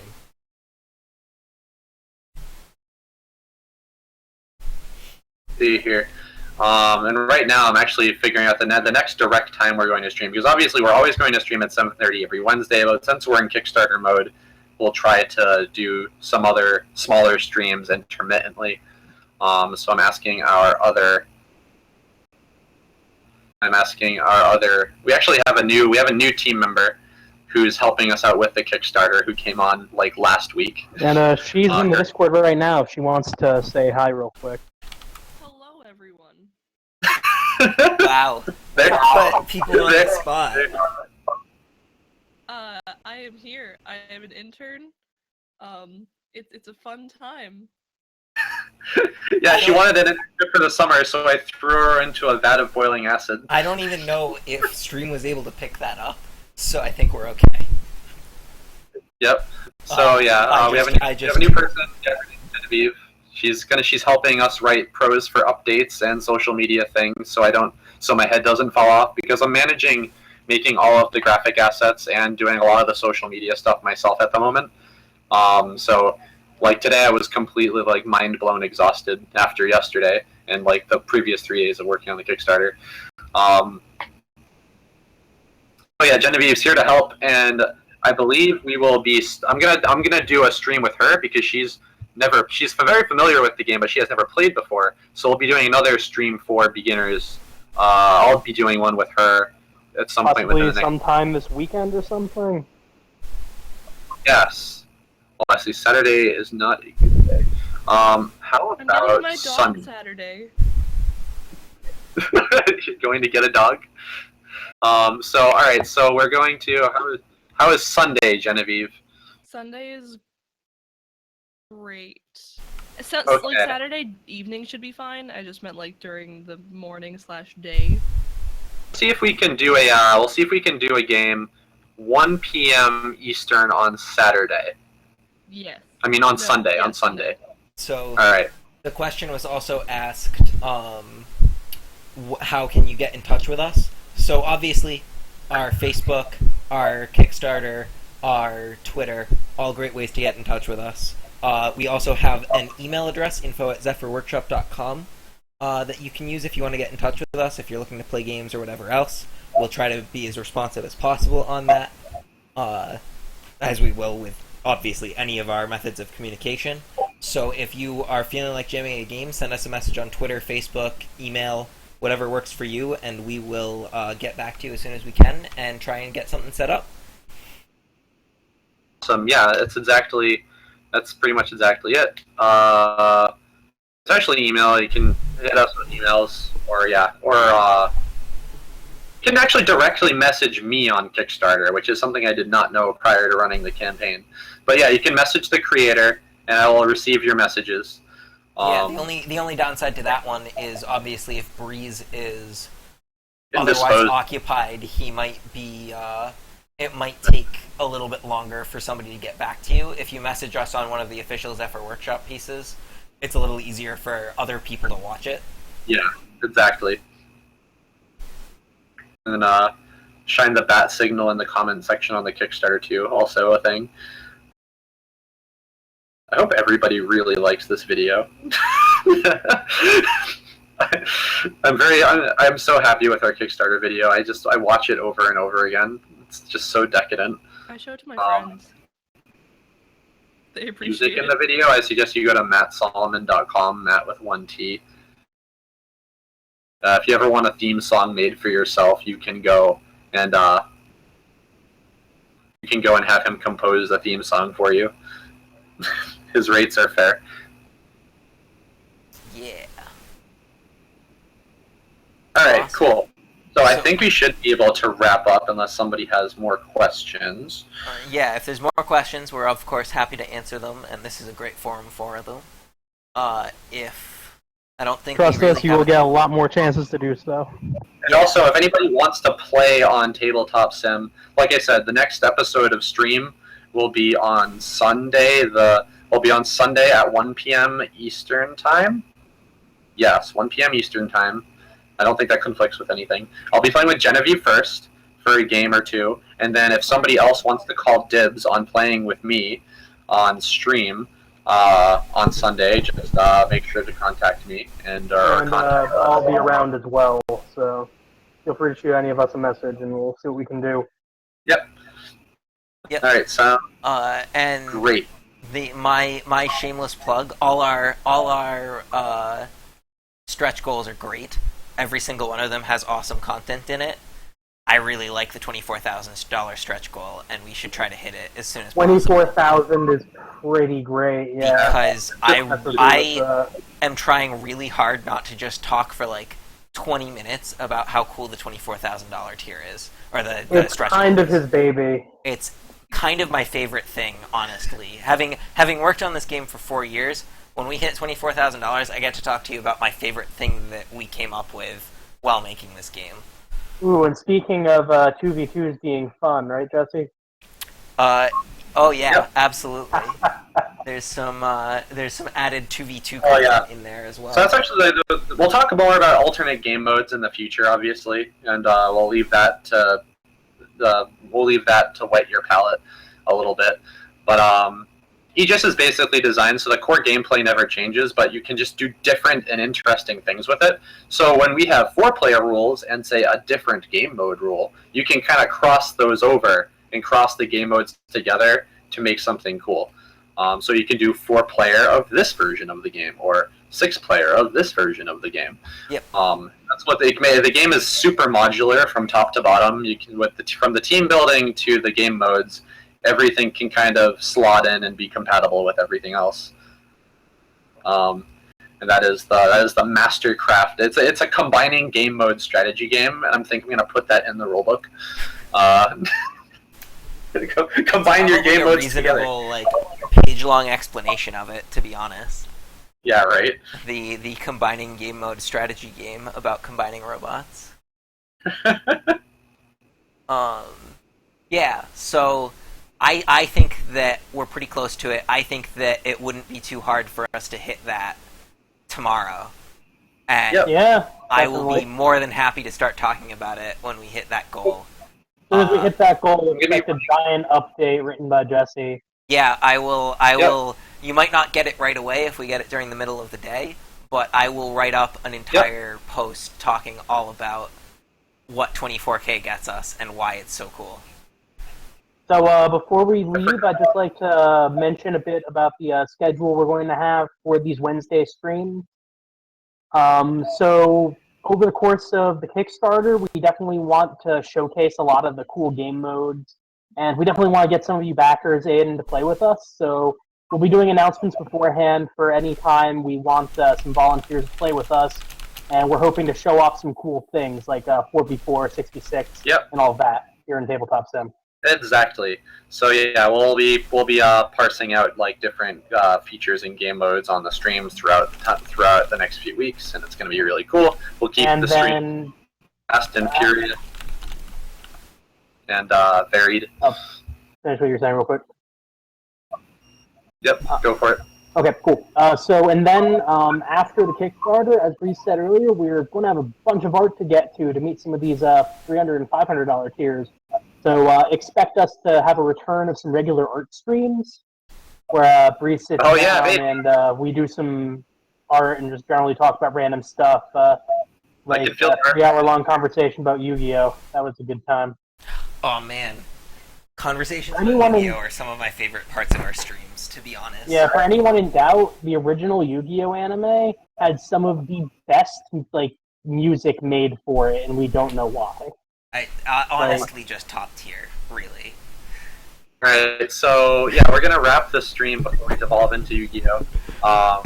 Oh, it's too late, Breeze. Yeah, this has been AEGIS, the Monster Synchro Summoning Card Tactics game, and we hope we can keep pushing forward. Obviously, we're almost on to day 3 now, so we're not going to be making $20,000 a day anymore, but we'll be trying to get pushes from news outlets and stuff, and make sure to.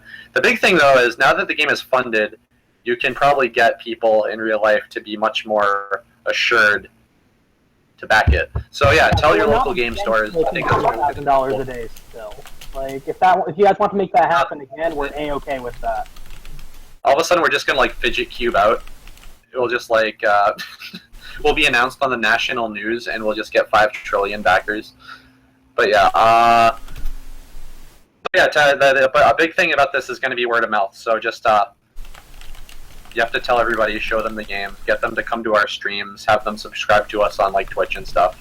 And we just gotta convert one believer at a time, much like this cool, awesome DNA guy who played the game a while ago and he resurfaced.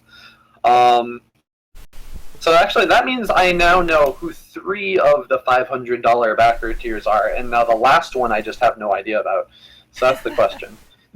So that's the mystery. I want to know who the last $500 backer is, and hopefully he'll show up in one of these streams one of these days. He or she.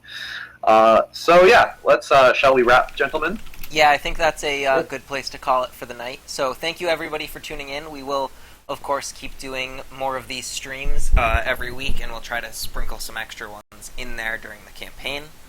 Yep. And we will keep talking to you guys. We'll keep on repping this everywhere we can, try to get the word out and get us to smash through yet more stretch goals. So, yeah, thank you so much, and I hope everybody has a great night, and I hope you all enjoyed. Have a good night, everyone.